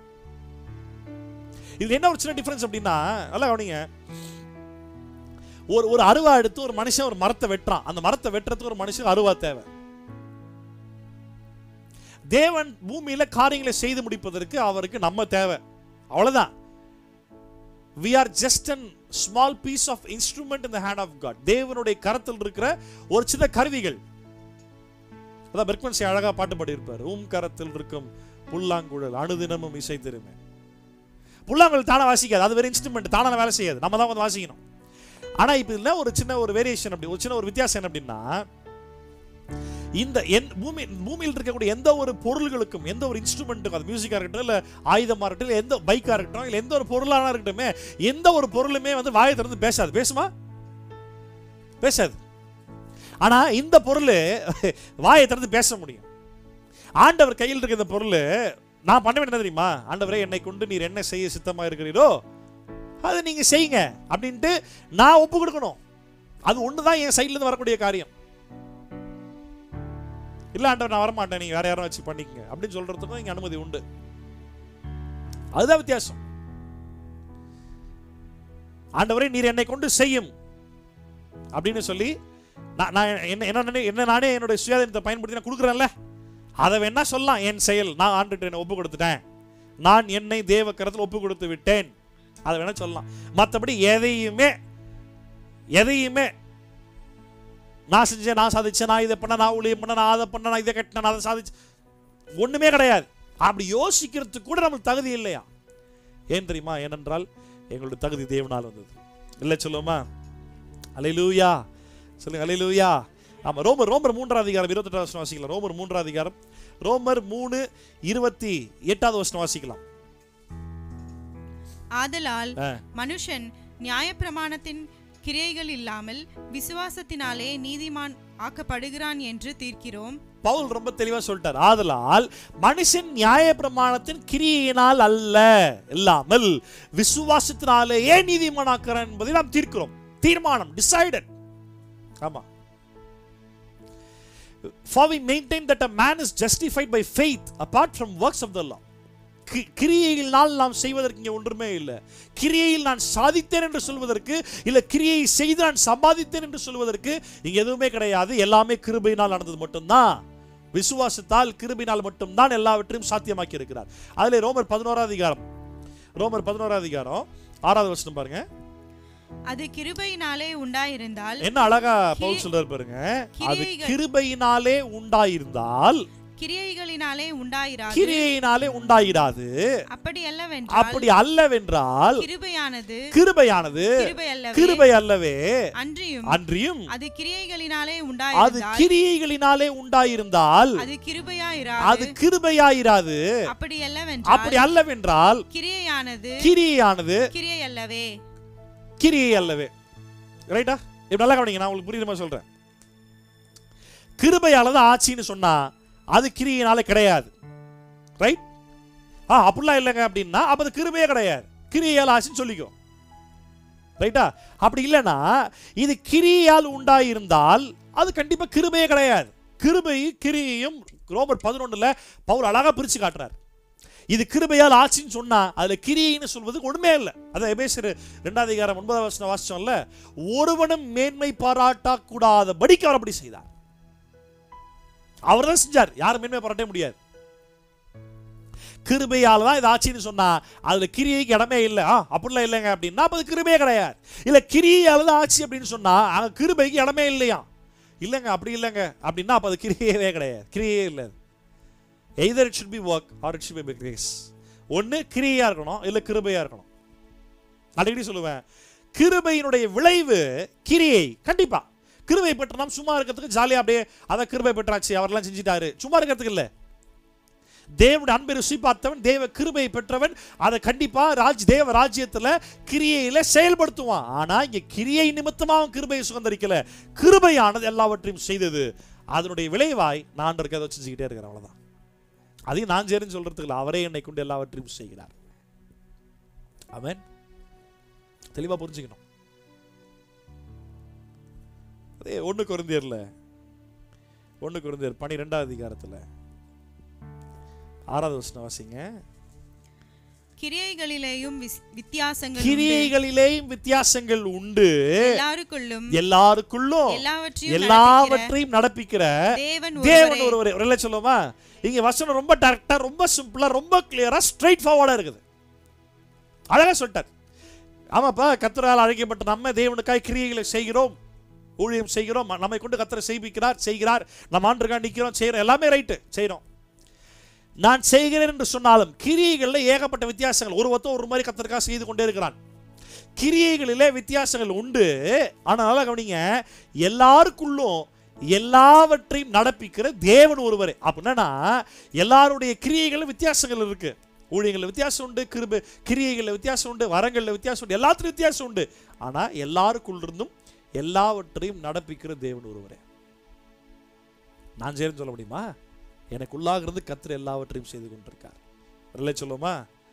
அல்லேலூயா.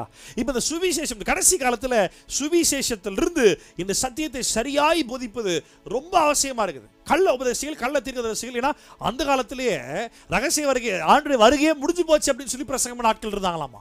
அவங்களுக்கு கிட்டே சேர்க்காத, விலக்கி வைன்னு சொல்லி தீமோத்தேயுக்கு பவுல் அழகா அட்வைஸ் பண்றாரு. இன்னைக்கு இந்த சுவிசேஷ வேலை தனிந்து போகவே கூடாது. இதை நம்ம செய்யணும். இது கொரோனா நாட்களில் பாதிக்கப்பட்ட வீட்டில் இருக்கிறோம். ஐயோ நெத்த பண்ணுறது இல்லை, ஃபோன் இருக்குல்ல, எல்லாருக்கும் ஃப்ரீ கால்ஸ் தானே, ஒன்ஸ் ரீசார்ஜ் பண்ணிச்சுன்னா அன்லிமிட்டட் கால்ஸ் தானே, நெட் இருக்குல்ல. உங்களுக்கு தெரிஞ்ச சத்தியத்தை ஒரு ஒரு சோஷியல் மீடியாவில் பதிவு போடுங்க. தெளிவாக எழுதி அனுப்புங்க, யாருன்னா அனுப்புங்க. யாருன்னா ஒருத்தர் பேசுங்க, சத்தியத்தை பேசுங்க, சொல்லுங்க. இன்னைக்கு கிறிஸ்தவ சமுதாயத்தில் இந்த பூமியில் கிறிஸ்தவன் சொல்லி மதவாதம் பண்ணுறான், ஏமாத்துறான், மனசை மாற்றிடுவான், உன்னை பேசி பேசி பிரெயின் வாஷ் பண்ணுவான். அவன் ஆயத்தோடு சொல்லட்டும், யார் என்ன சொன்னாலும் எனக்கென்று ஒரு வேலை கொடுக்கப்பட்டிருக்குது என்பதை நான் நன்றாக அறிந்திருக்கிறேன். குடும்பத்தில் சொல்லுவாங்க ஃபேமிலி டைம் இல்லை, டைம் ஸ்பெண்ட் பண்ணுறதுல நீங்கள் பிஸியாகவே இருக்கிறீங்க, 1008 வார்த்தை வரலாம், என்ன யாருன்னு சொன்னாலும் எனக்கென்று ஒரு வேலை கொடுக்கப்பட்டிருக்கிறது என்பதை நான் நன்றாக அறிந்திருக்கிறேன். அந்த வேலையை நான் செஞ்சு முடிச்சாதான் நான் தைரியமாக போய் சந்திக்க முடியும். எனக்காய் சிலுவையில செய்து முடித்தவர் எல்லாவற்றையும் பரிபூர்ணமாக செஞ்சு முடிச்சாரு. அறகுறைய செயல் அல்ல, எனக்காய் அவர் ஜீவனே தந்தார்ல. அப்ப அவருக்காய் நான் செய்ய வேண்டிய வேலை இல்லை. எப்படி அசதியா இருக்க முடியும்? டயர்டா இருக்கு எப்படி சொல்ல முடியும்? முடியாது, பிஸின்னு எப்படி சொல்ல முடியும்? செய்யணும் செய்யணும். 8 மணி நேரம் வேலை செஞ்சு பூமியில ஒரு அமௌண்ட்டை சம்பளம்ன்ற பேர்ல வாங்குறோமே, அந்த வேலைக்கு, அந்த பணம் வாங்கக்கூடிய அந்த வேலைக்கு அவ்வளவு முக்கியத்துவம் கொடுப்போமானால், எனக்காய் ஜீவனை தந்து அந்த ஜீவன் நிமித்தமாய் எனக்கு ஒரு வேலையை கொடுத்திருக்காரு, அந்த வேலையை எவ்வளவு இம்பார்ட்டண்டா பண்ணணும்.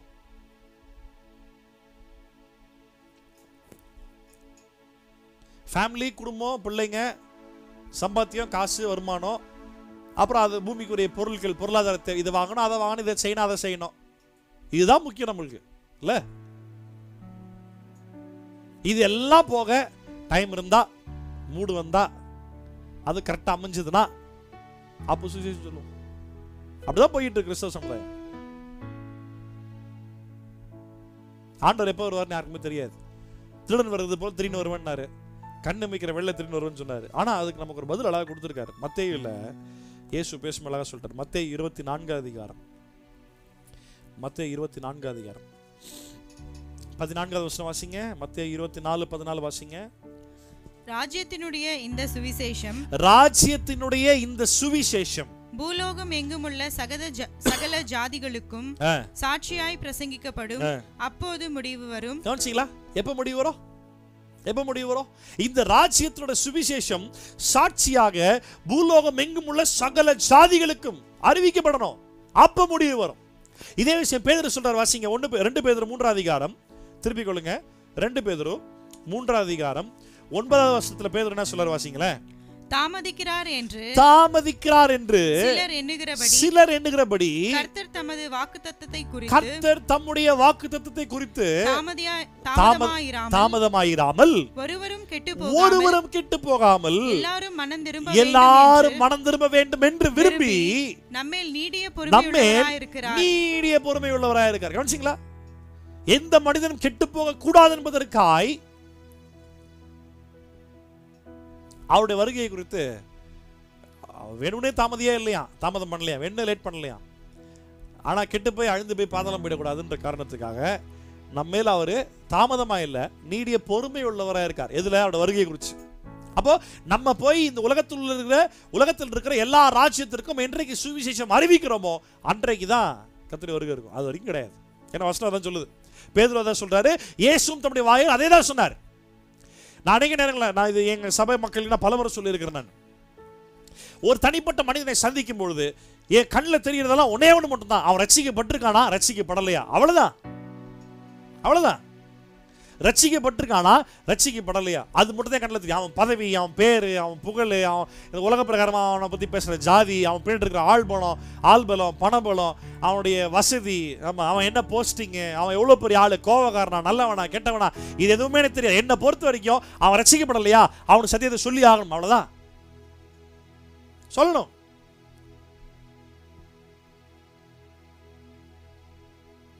என் மனைவி கூட நான் அவங்க ஒர்க் பண்ணுற ஹாஸ்பிட்டலுக்கு வரும்போது நான் போயிருக்கும்போது வந்துட்டு அவங்களுடைய வில்லேஜ் விசிட் ரவுண்ட்ஸ் இருக்கும்போது அங்கே வந்துட்டு அவங்களுடைய டிஎம்என்ஹெச் ஆஃபீஸர் ஒருத்தர் இருந்தார், district medical and health officer. நான் அவரை பார்த்து பேசக்கூடிய வாய்ப்பு பெருசாக எனக்கு கிடைக்கல. நான் பாட்டுக்கு காரில் வந்து வேலையை பார்த்துக்கிட்டு இருந்தேன். அப்போது வந்திருக்காரு அப்படின்னு சொல்லி இந்த ஸ்டாஃப் நர்ஸ் எல்லாம் வந்து எனக்கு கூப்பிட்டாங்க. அப்போ அவர் வந்துட்டு டிஸ்ட்ரிக்டில் இருக்கக்கூடிய எல்லா டாக்டர்ஸ்க்கும் ஹெட் அவர், ஆமாம் பெரிய போஸ்டில் இருக்கக்கூடியவர். அப்போ அவரை பார்த்து பேசும்போது வந்துட்டு என்ன பண்ணுறீங்க நீங்கள் அப்படின்னு கேட்டார் என்கிட்ட. அப்போ நான் சொன்னேன், நான் இந்த வேலை தான் செய்கிறேன்னு சொல்லிட்டு அது நல்ல ஒரு தருணமாக இருக்கிறபடியால் அவருக்கு அங்கே சுவிசேஷம் சொன்னேன். அவர் என்ன பதவின்னு எனக்கு தெரியாது, அவர் ஒரு மனிதன். நான் பரலோகத்தின் வாசி, நான் செத்தா பரலோகம் போவேன், கண்டிப்பாக அவர் செத்தா பரலோகம் போக போகிறது இல்லை. அவருன்னு இல்லை, ரட்சிக்கப்படாத யாராக இருந்தாலும் அப்போ அவருக்கு சொல்ல வேண்டிய நம்மளுடைய கடமை. அதான் மறுபடியும் சொல்றேன், ஒரு மனிதனுடைய பதவியோ பெயர் புகழோ பண அந்தஸ்தோ ஆள் பலமோ அரசியல் பலமோ இல்லை அவனுடைய வசதி வாய்ப்புகளோ இல்லை அவனுடைய தனிப்பட்ட குணாதிசயங்களோ இல்லை, அதெல்லாம் நம்ம கண்ணில் தெரியவே கூடாது. அவன் ரட்சிக்கப்படலை, அவன் ஆத்மா ரட்சிக்கப்படணும். அவன்கிட்ட இயேசுவை பற்றி சொல்றதுக்கு அவன் சர்க்கிள் ஆண்டு நம்மளை காரணம் இல்லாமல் கொண்டு போகலை. புது புது நபர்கள் நம்ம வாழ்க்கையில் அறிமுகமாக ஆகிறது காரணம் எல்லாம் அவனுக்கு நாம் இயேசுவை பற்றி சொல்லணுன்ற ஒரே காரணம் தான். இல்லை இன்னைக்கு நாளைக்கு சொல்லிக்கலாம், இல்லை இன்னைக்கு இப்போ வேணா அப்புறமா சொல்லிக்கலாம், இல்லை மெதுவாக சொல்லிக்கலாம், இல்லை சரியில்லை, இல்லை இந்த சிச்சுவேஷன் சரியில்லை, இந்த நேரம் சரியில்லை, இப்போ இந்த அமைப்பு சரியில்லை, இல்லை வேணாம் மெதுவாக பேசிக்கலாம். இல்லை, கிடையவே கிடையாது. அகஸ்டின் ஜோகமார் அங்கிள் ஒரு முறை வந்துட்டு அவருடைய செய்தியில் வந்துட்டு அவருடைய மிஷனரி ஊழியத்தை பற்றி சொல்லிக்கிட்டு இருக்கும்போது, ஒரு கிராமத்தில் கால்நடையாய் சென்று ரொம்ப தூரம் போகணுமா. அந்த இடங்களில் அவர் போய் இயேசுவை பற்றி அறிவிப்பதற்கு அங்கே சந்தித்த ஒரு மனிதனுக்கு இயேசுவை பற்றி சொல்லணும்னு ஆண்டு பயங்கரமாக பாரப்படுத்தியிருக்காரு. சரி இன்னைக்கு போகலாம், நாளைக்கு போகலாம், அப்புறம் போகலான்னு தள்ளி போட்டு அப்புறம் ஒரு நாள் போகலான்னு முடிவு பண்ணி போய் பார்க்கும்பொழுது அந்த இடத்துல அந்த ஆள் இல்லை. என்னாச்சு அப்படின்னு கேட்டால், அந்த ஆள் நேற்று தான் செத்து போனாரு அப்படின்னு சொல்லி சொன்னாங்களாம். இவர் வந்து ஓன் அழுதாராம், ஆண்டவரே அந்த மனுஷன் பாதாளம் போறதுக்கு நான் ஒரு காரணம் ஆயிட்டானே. ஒருவேளை அந்த மனுஷனை சந்திச்சு இயேசுவை பத்தி சொல்லியிருந்தா அவன் மரணத்தினால் தவிர்க்கப்பட்டு அவன் ஜீவனோடு வாழ்ந்திருப்பானே. இதே மாதிரி ஒரு ஊழியக்காரு ஒரு பெரிய கூட்டத்தில் மீட்டிங்ல இருந்து பேசிக்கிட்டு இருக்காரு, ஸ்டேஜ்ல இருந்து பிரசங்கம் பண்ணிட்டு இருக்காரு, ஏராளமான கூட்டம் இருக்குது. பிரசங்கம் பண்ணிக்கிட்டு இருக்க ஸ்டேஜ்ல இருந்து அவர் பிரசங்கம் பண்ணிக்கிட்டு இருக்கும்போது அவர் இருதயத்தில் ஆண்டவர் பேசுறாரு, இறங்கி போ முதல்ல இங்க அப்படின்றாராம். ஒரு பக்கம் பிரசங்கம் ஓடிக்கிட்டு இருக்கு, ஒரு பக்கம் மனசு ஆண்டோடு பேசிக்கிட்டு இருக்கு. ஆண்டவரே இத்தனை 1000 பேர் மக்கள் இருக்கிறாங்க, நான் ஸ்டேஜ்ல இருந்து எப்படி இறங்கி போவேன், மீட்டிங் நடந்துட்டு இருக்கு, ஆண்டவர் நீ இறங்கி போ முதல்ல அப்படின்னாராம். ஸ்டேஜ்ல இருந்து இறங்கி போறாரு, யாருக்கு ஒன்றும் புரியல, ஒரு பாட்டு வேகமா போறாரு, கர்த்தர் இடத்தை காட்டினார், இந்த இடத்துல போய் நில்லு அப்படின்னு நின்றுட்டு இருக்காராம். என்ன ஆண்டவரே அங்கே மீட்டிங்ல பாதியில் இறக்கி கூட்டு வந்துட்டீங்க, நான் நின்றுட்டு இருக்கிறேன், எதுக்கு வர வச்சிங்க, யாருக்காக வர வச்சிங்கன்னு சொல்லி ஒரு பாட்டு பேசிட்டு இருக்கிறாரா. திடீர்னு அந்த வழியில் ஒரு பொண்ணு ஒன்று வந்துதான். ஆண்டவர் சொன்னார், இந்த பெண்ணுக்கு அதை ஒன்று வர சொன்னேன், அந்த பொண்ணுகிட்ட போய் சத்தியத்தை சொல்லு அப்படின்னாரா. இவரும் போய் அந்த பொண்ணுகிட்ட போய் சத்தியத்தை சொன்னார். ஆண்டவர் நேசிக்கிறாருமா, இயேசு ஏற்றுக்கொள்ளுமா, ரட்சிக்கப்படுமா. அந்த பொண்ணு அந்த ஊரில் இருக்கக்கூடிய ஒரு மிகப்பெரிய செலிபிரிட்டி சொல்லியிருக்கார். சொல்லி முடிச்சு பழையபடி மீட்டிங் வந்துட்டாரு, நடந்த சம்பவத்தை சொன்னார், பிரசங்கம் பண்ணாங்க, எல்லாம் முடிஞ்சு அடுத்த நாள் காலையில் the famous celebrity has past away news வருது. அந்த பொண்ணு சொல்லிச்சான், நான் இப்போ ஜாக மாட்டேன், டைம் இருக்க, நான் மெதுவாக இயேசு ஏத்துக்கிறேன் அப்படின்னு. அடுத்த நாள் காலையில் there is always an urgency for the gospel. Emergency மாதிரி தான் காஸ்பல் சுவிசேஷம் என்பது. தாமதிக்கவே கூடாது.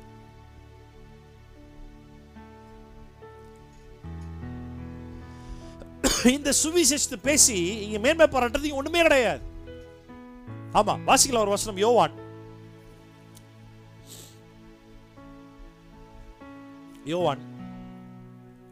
7வது அதிகாரம், யோவான் 7வது அதிகாரம் 18வது வசனம் வாசி கேட்போம். சுயமாய் பேசுகிறவன் தன் சுய மகிமையை தேடுகிறான், தன்னை அனுப்பினவரின் மகிமையை தேடுகிறவனோ உண்மையுள்ளவனாய் இருக்கிறான், அவனிடத்தில் அநீதி இல்லை. சொல்லுமா. அல்லேலூயா. சுயமாய் பேசுகிறவன் தனக்கென்று மகிமை தேடுறான், அவன் தேவனுக்கென்று மகிமை தேடலையா. இன்னைக்கு நான் ஆண்டவருக்கா ஊழியம் பண்றேன் அப்படின்னா என் ஊழியத்து நிமித்தமாய் கர்த்தர் மட்டும்தான் மகிமைப்படணும். பிரபலமான ஒரு பிரசங்கியார் 2020 வருஷத்துல புதிய ஆண்டு வாக்குத்தத்தம் நான் ஜெபித்துக் கொண்டிருக்கும் பொழுது கர்த்தர் என்னோடு கூட பேசினார். இந்த வருஷம் இரட்டிப்பான நன்மையை தருவேன் என்று சொன்னார். வாக்குத்தத்த வசனத்தை கொடுத்தார். உன் வாழ்க்கையில கர்த்தர் ஆசீர்வாதத்தையும் செழிப்பையும் தருவார். இந்த வருஷம் ஆசீர்வாதமான வருஷம். இது யார் சொன்னா? ஆண்டவர் சொன்னாரா? இரட்டிப்பான நன்மை. இது கொரோனா வைரஸா? இரட்டிப்பான நன்மையை தருவேன். இவங்களுக்குலாம் யோவான் 7:17 தான், 7:18 தான். சுயமாய் பேசுகிறார்கள். எரேமியா 23வது அதிகாரத்துல கர்த்தர் ரொம்ப தெளிவா சொல்றாரு, என்னுடைய நாமத்தை சொல்லி ஒருவனும் தீர்க்க தரிசனம் சொல்லாதிருப்பானாக. நான் அவனிடத்தில் பேசவில்லை, அவன் தன் சுயத்திலிருந்து பேசுகிறான். தெளிவா சொல்றார். இன்னைக்கு ஜெபிப்போம் வாருங்கள்னு சொல்லி ஜெபிச்சுக்கிட்டு இருக்கிறாங்க. அதுவும் தப்பான அண்டர்ஸ்டாண்டிங் தான். ஆண்டவர் நம் தேசத்தில் கொரோனா வைரஸை வரவழைத்திருக்கிறார், நாம் தேசத்திற்காக ஜெபிக்க வேண்டும். நான் என்ன கேள்வி கேட்கிறேன், ஆண்டவர் தான் வர வச்சாரு, அப்ப அவர் எப்போ முடிக்கணும்னு தெரியாதா? கர்த்தருடைய செயல் இது அப்படின்னு சொன்னா ஏன் ஜெபம் பண்ணிக்கிட்டு இருக்க? நீ ஜெபம் பண்ணி ஆண்டவர் செயலை ஸ்டாப் பண்ண முடியுமா?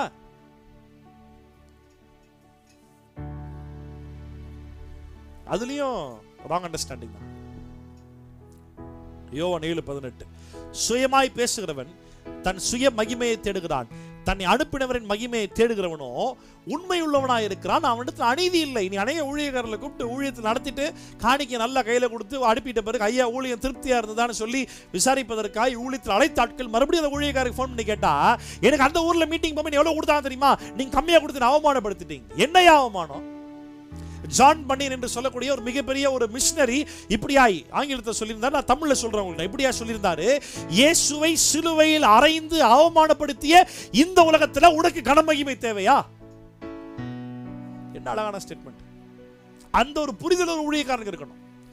ஊழியக்காரன் மட்டும் அந்த ஒரு புரிதல் ஒரு விசுவாசிக்கு இருக்கணும். முதல்ல என்ன மதிக்கல, என்ன கனம் பண்ணல, என்ன பாஸ்டர்னு கூப்பிடல, என்ன இப்படி சொல்லல, என்ன அப்படி சொல்லல, நான் எவ்வளவு பெரிய ஊழியக்காரன் தெரியுமா, எனக்கு சரியான ஒரு ரூம் புக் பண்ணி தரல, இதை தரல, அது தரல, காணிக்க பத்தல. என்ன இது?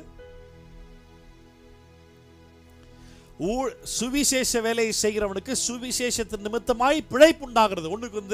1 அதிகாரத்தில் பவுல் சொல்றாரு, பிழைக்கிற அளவுக்கு இருந்தா போதும் சார். பிழைப்பு என்ன? உண்ண உணவும் உடுக்க உடையும் தங்குவதற்கு வீடு. பிழைப்பு தானே. பழசிகளை சித்திர மாட்டல. இன்னைக்கு பிழைப்பு கடத்த, அதாவது சுவிசேஷ வேலை நிமித்தமாய் பிழைச்சா போதும், நல்லா பிழைச்சிருக்கிறேன், என் ஆண்டு நல்லா வச்சிருக்கிறாரு, சந்தோஷமா ஊழியம் பண்ணலாம். இல்ல, நம்ம ஆட்கள் சொகுசான வேலையை தேடி போகிறாரு. இவங்களுக்கெல்லாம் வசனம் மாத்தி எழுதணும் அப்படின்னா, சுவிசேஷத்து நிமித்தமாய் பிழைப்பு உண்டாச்சு இல்லை, சுவிசேஷத்து நிமித்தமாய் இவர்களுக்கெல்லாம் சொகுசு தான் உண்டாயிருக்குது. சொகுசா வாழ்றது தப்புன்னு நான் சொல்லலை. கர்த்தருடைய ஆசீர்வாதம் ஐஸ்வரியத்தை கொண்டு வரும், அதனோடு கூட வேதனை கூட்ட மாட்டார். கரெக்ட், எனக்கு தெரியும், இல்லைன்னு சொல்லல. ஆனா அதையே தேடி ஓடுற மனிதர்கள், அதை கிளைம் பண்ணி வாங்குறவங்க, ஊழியத்தில் 1000 ரூபாய் காணிக்க இல்லைங்க, லட்ச ரூபாய் கோடி ரூபாய் காணிக்க கொடுத்தாலும் சந்தோஷமா ஜெபம் பண்ணி கொடுக்குற மனுஷன் ஆசை வச்சு வாங்கிக்கோ, தப்பே இல்லை. அந்த காணிக்க உனக்கு ஒரு எது உனக்கு கொடுக்கப்பட்டு இயேசுவின் நாமத்து நிமித்தமாய் உனக்கு தந்துக்கிறாங்க. ஊழியத்தில் செலவு பண்ணு, உனக்கு செலவு பண்ணு, நல்லா செலவு பண்ணு, தப்பே கிடையாது. ஆனா நான் எப்பேற்பட்ட ஊழியக்காரன் தெரியுமா, எனக்கு இவ்வளவுதானே கொடுத்தேன், எனக்கு ஏன் அவ்வளவு தரலன்னு சொல்லி கேட்கற பத்தியா, அதை விட கேவலம், செத்துடலாம் போய் எங்கேயாவது. இனிதான் ஒரு வசனம் வாசி, எனக்கு கரெக்டா ஞாபகத்தில் இல்லை. பவுல் சொல்றாரு, நான் மேன்மை பாராட்டுகிறதை ஒருத்தர் அபத்தமாய் எண்ணுவதை பார்க்கிலும் நான் சாகுவது நல்லதுன்றார். இப்படி பெருமை பிடிச்சி காசுக்காக பணத்துக்காக அவர் வயிறே தேவனாய் வைத்து சொகுசான வாழ்க்கை வாழ்வதற்காக பணத்தை டார்கெட் பண்ணி ஊழியம் செய்து சுவிசேஷ வேலையை செய்கிற கள்ள போதகர்கள் சாவது மேலாயிருக்கும். பைபிள் சொல்லுது, பவுல் சொல்றார், நான் சொல்ல. பவுல் சொல்றாரு, அப்ப சொல்றாருல, அப்ப நானும் சொல்லுவேன். நான் சொல்றேன் தப்பு, சாகிறது பெட்டர் இப்படி ஒரு வேலையை செய்யறதுக்கு.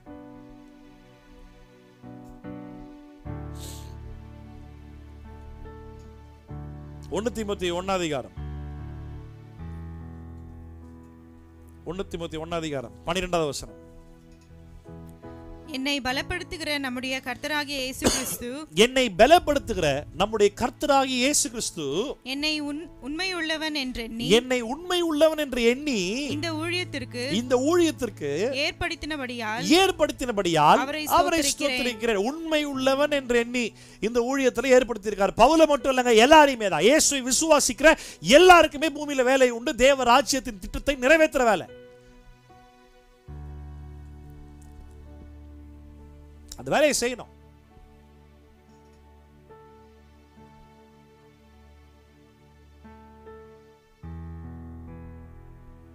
ஆரம்பத்தில் ரொம்ப உண்மைதான் இருக்கிறாங்க, இல்லன்னு இல்ல.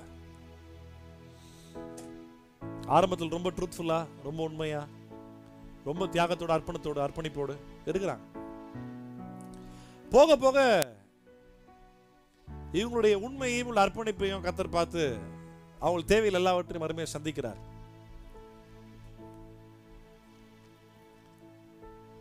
ஆசீர்வாதத்தையும் செழிப்பையும் பார்க்க ஆரம்பிச்ச உடனே நம்ம நாட்டில் தர ஆண்டவரை பார்க்க மறந்துடுறாங்க கடைசியா.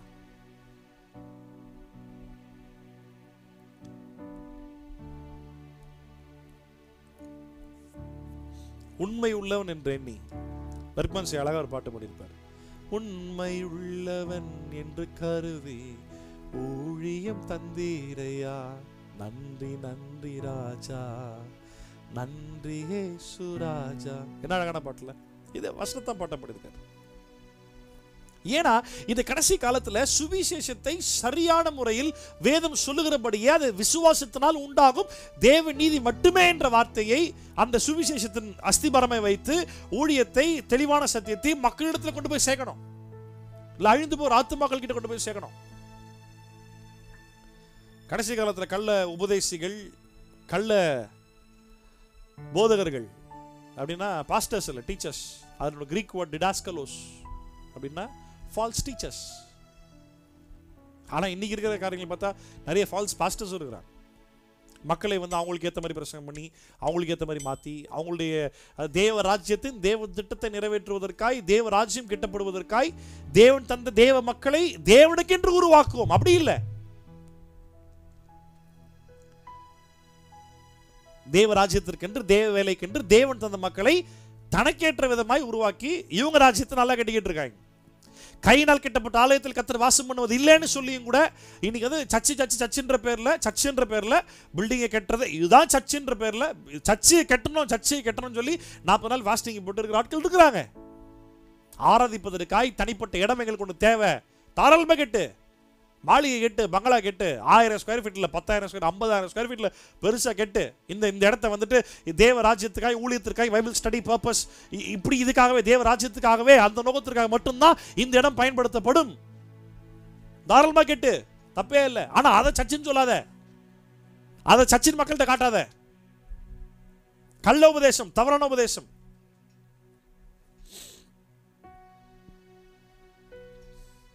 ரோமர் 1:17 மறுபடியும் வாசிக்கிறேன், கவனிங்க. விசுவாசத்தினாலே நீதிமான் பிழைப்பான் என்று எழுதியிருக்கிறபடி விசுவாசத்தினால் உண்டாகும் தேவ நீதி விசுவாசத்திற்கென்று அந்த சுவிசேஷத்தால் வெளிப்படுத்தப்பட்டிருக்கிறது. The gospel reveals that only by faith a man can be saved. That started the end. சுவிசேஷம் ஒரு காரியத்தை வெளியரங்கமாக்கி வச்சிருக்கேங்க. அது என்ன அப்படின்னா, விசுவாசிச்சா முடிச்சவள் தான்.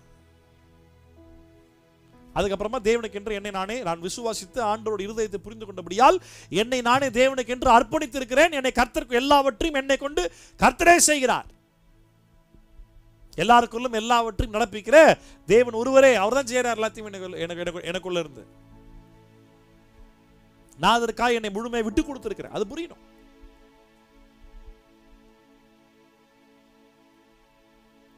ரெண்டு தீமோத்தேயு 4 அதிகாரம் முதல் வசனம், முதல் 4 வசனங்கள் நம்ம வாசிக்க போறோம். முதல் வசனம் வாசிக்கலாம். நிறைய பேர் நினைக்கிறாங்க சுவிசேஷம் வந்து ஒரு ஆப்ஷன் தான், அவன் என்ன சொல்லலாம் இல்லைனாலும் பரவாயில்ல. preaching gospel to the unpreached is not an option, it's a mandatory commission. சந்திக்கப்படாத மக்களை சந்தித்து சுவிசேஷத்தை பிரசங்கிப்பது உனக்கு கொடுக்கப்பட்டிருக்கிற ஒரு ஆப்ஷன் இல்லை. ஆப்ஷன்னா உன்னுடைய சொந்த தேர்வு இல்லை. சொன்னா சொல்லிக்கலாம், இல்லைனா பரவாயில்ல போ, இல்லை. Your commission to do it. நீ அதை செய்தாக வேண்டும் என்று சொல்லி உண்மையில் கர்த்தர் கட்டளை வைத்திருக்கிறார். இன்னைக்கு அந்த சுவிசேஷத்தை ஒரு கட்டளையாகவே பவுல் இங்க சொல்றாரு பாருங்க தீமோத்தேயுக்கு. 2 தீமோத்தேயு 4 அதிகாரம் முதல் வசனம் வாசிக்கிறோம்.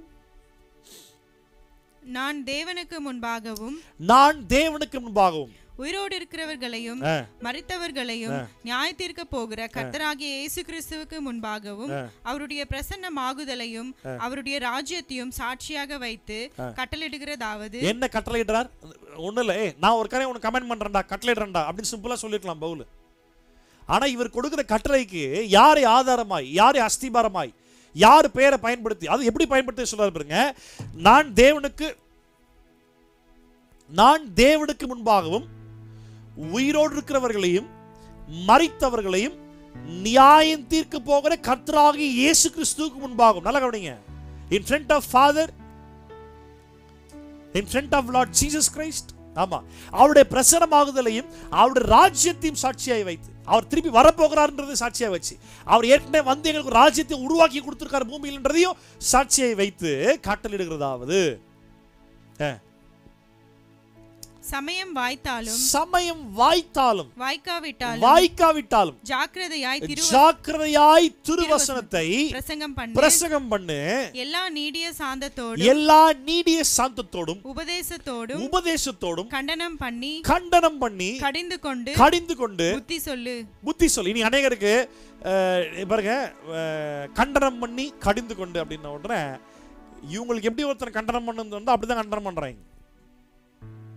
இவங்களுக்கு எப்படி கடிந்து கொண்டு புரியுதோ அப்படிதான் இவங்க கடிந்து கொண்டு போதிக்கிறாங்க. அப்படி இல்லை. ஆனா அந்த கண்டனம் கடிந்து கொள்ளுதல் அப்படின்ற வார்த்தைக்கு முன்னாடி என்ன சொல்றாரு பாருங்க, எல்லா நீடிய சாந்தத்தோடு உபதேசத்தோடு கண்டனம் பண்ணி. நீ திட்டுறதில்ல புடிச்சின் மக்களை. ஆமா, உபதேசத்தோடு கண்டனம் பண்ணி அப்படின்னா, கண்டனம் அப்படின்னு ஒண்ணு அப்படியே கச்சா முச்சா திட்டி. ஒரு மனுஷன் ஒரு விஷயம் தப்பா பண்றான், அது தப்புன்னு சொல்லி உபதேசத்துல எடுத்து சொல்லு. சார் நீங்க பண்ற தப்பு, நீ சொல்றதே கண்டனம் தான்,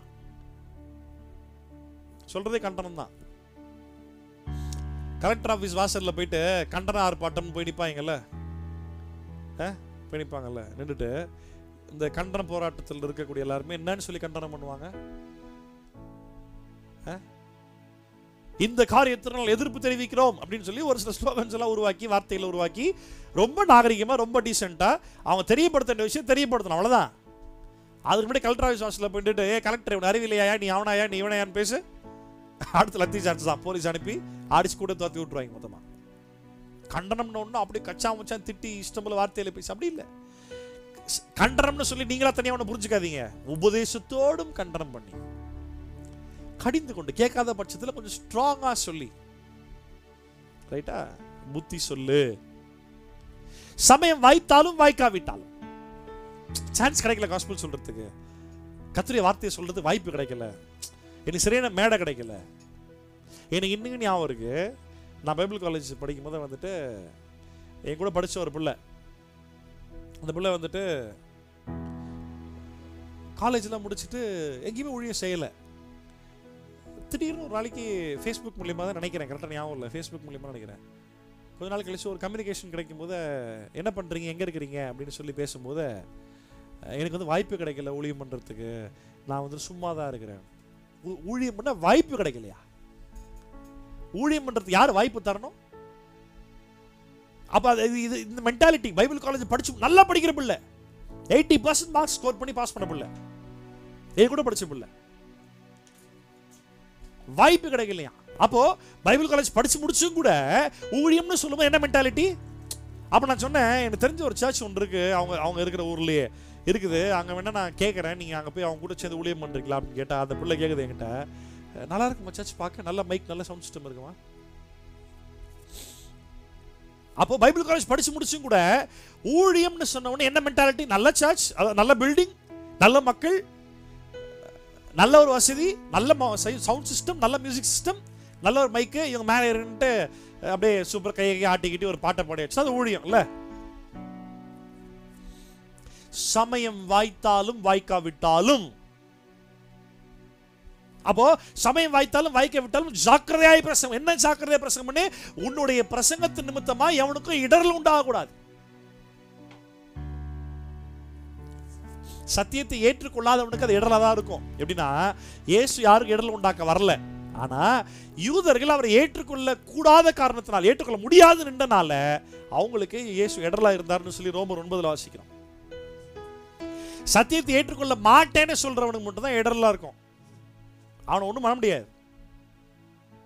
ஆனா மற்ற எல்லாரிடத்திலுமே சத்தியத்தை, சுவிசேஷத்தை ஜாக்கிரதையாய் கவனமாய் பேசணும். சமயம் வாய்த்தாலும் பேசணும், சமயம் வாய்க்கலனாலும் அந்த சமயத்தை வாய்க்க செய்து ஏற்படுத்தி கொண்டு பேசணும். அப்படி ஒரு அத்தியாவசியம் இருக்குது. ஏன்னா ஒரு பக்கம் கள்ள உபதேசம் பயங்கரமா பெருகிட்டு இருக்கு. ஜெகோவா விட்னஸ், இயேசுவை கடவுளே இல்லை என்று சொல்லி, நரகமே ஒரு மனிதனுக்கு இல்லவே இல்லை என்று சொல்லக்கூடிய ஜெகோவா விட்னஸ் ஆட்கள் பயங்கரமா பெருகிட்டு இருக்கிறாங்க. அதே மாதிரி பைபிள் ஸ்டூடெண்ட்ஸ் சொல்லக்கூடிய ஆட்கள் பயங்கரமா பெருகிட்டு இருக்கிறாங்க. அந்த மாதிரி ஆட்களை சந்திச்சு பேசி பாருங்க, அவங்க சொல்ற வசனம் அப்படியே கரெக்ட்ன்ற மாதிரி இருக்கும். ஆனா கர்த்தர் கிருபையில ஏகப்பட்ட பேர்கிட்ட நான் பேசியிருக்கிறேன், பதில் சொல்ல முடியாம திணறி ஓடி இருக்கிறாங்க. இவங்களோட டார்கெட் மொத்தமாவே கிறிஸ்தவர்கள் என்று சொல்லக்கூடிய நபர்களை சந்தித்து அவர்களை பக்க வழியாய் அவர்கள் பக்கமாய் திருப்பி விழுந்து போக செய்து அவர்கள் கொண்ட ஆதியிலே கொண்டிருந்த விசுவாசத்திலிருந்து பின்வாங்கி போக செய்து தவறான விசுவாசத்திற்குள்ளாய் கொண்டு சென்று அவருடைய பாதாளம் கொண்டு செல்றதா அவருடைய வேலை. அது துணிகரமா, அதுதான் கரெக்ட்ன்ற பேர் தைரியமா பண்ணிக்கிட்டு இருக்கிறாங்க. அதன் மத்தியில் அப்ப நம்ம எந்த அளவுக்கு உற்சாகமா செயல்பட வேண்டியதா இருக்கு? ஏன் சமயம் வாய்த்தாலும் வாய்க்கலாம் நீ சொல்லிதான் ஆகணும். ஏன்? அடுத்த வருஷம் வாசிக்கலாம். ஏனென்றால் அவர்கள் ஆரோக்கியமான உபதேசத்தை பொறுக்க மனதில்லாமல். அப்ப ஆரோக்கியமான உபதேசம் தெரியாதுன்னா இல்ல, ஆரோக்கியமான உபதேசம் தெரியும், அதை பொறுத்துக்கொள்ள மனசு இல்ல. செவித்தனம் உள்ளவர்களாகி பர்பஸ்ஃபுல்லாவே காதை செவிடாக்கிக்கிட்டு. அப்படின்னா இப்படி சொல்லுவாங்கல்ல, தூங்குறவனோட எழுப்பிடலாம், தூங்குற மாதிரி நடிக்கிறவன் எழுப்ப முடியாது பார்த்தீங்களா? அந்த மாதிரி தான். காதே கேட்காதவனுக்கு கூட ஆக்ஷன் பண்ணி சொல்லி புரிய வச்சிடலாம். ஆனா நல்ல காது கேட்டும் கூட நான் கேட்க மாட்டேன்னு சொல்லி ஒத்துக்கிறான் பத்தியா, அவன் எதுவுமே பண்ண முடியாது. அதான் அவள் பொறுக்க மனதில்லாமல், ஆரோக்கியமான உபதேசத்தை பொறுக்க மனதில்லாமல் செவித்தனம் உள்ளவர்களாகி தங்கள் சுய இச்சைகளுக்கு ஏற்ற போதகர்களை. தேவன் யாரை அவனுக்கு போதகனாய் ஏற்படுத்தி இருக்கிறாரோ அவங்களே இல்ல, அவனுக்கு சுய இச்சைகளை நிறைவேற்றுற வண்ணமாய். அதான் ஜெகோவா விட்னஸ் கிளம்புற பாதாளமே இல்ல, நரகமே இல்லைன்மா. அதை கேட்கல சந்தோஷமா இருக்குல்ல. நரகமே இல்லையா? கரெக்டா? ஆமா கரெக்டு தான், நான் ஏத்துக்கிறேன், வாங்க போ. ஏன் நரகம் இல்லைன்னா இன்னும் ஜாலியாக பாவம் பண்ணலாம்ல. நரகம்னு ஒன்று இருந்தால் தானே சார் ஆண்டு ஒன்று தூக்கி அங்கே போடுறதுக்கு. ஏதோ நரகமே இல்லைன்ட்டாங்களா, அப்புறம் என்ன?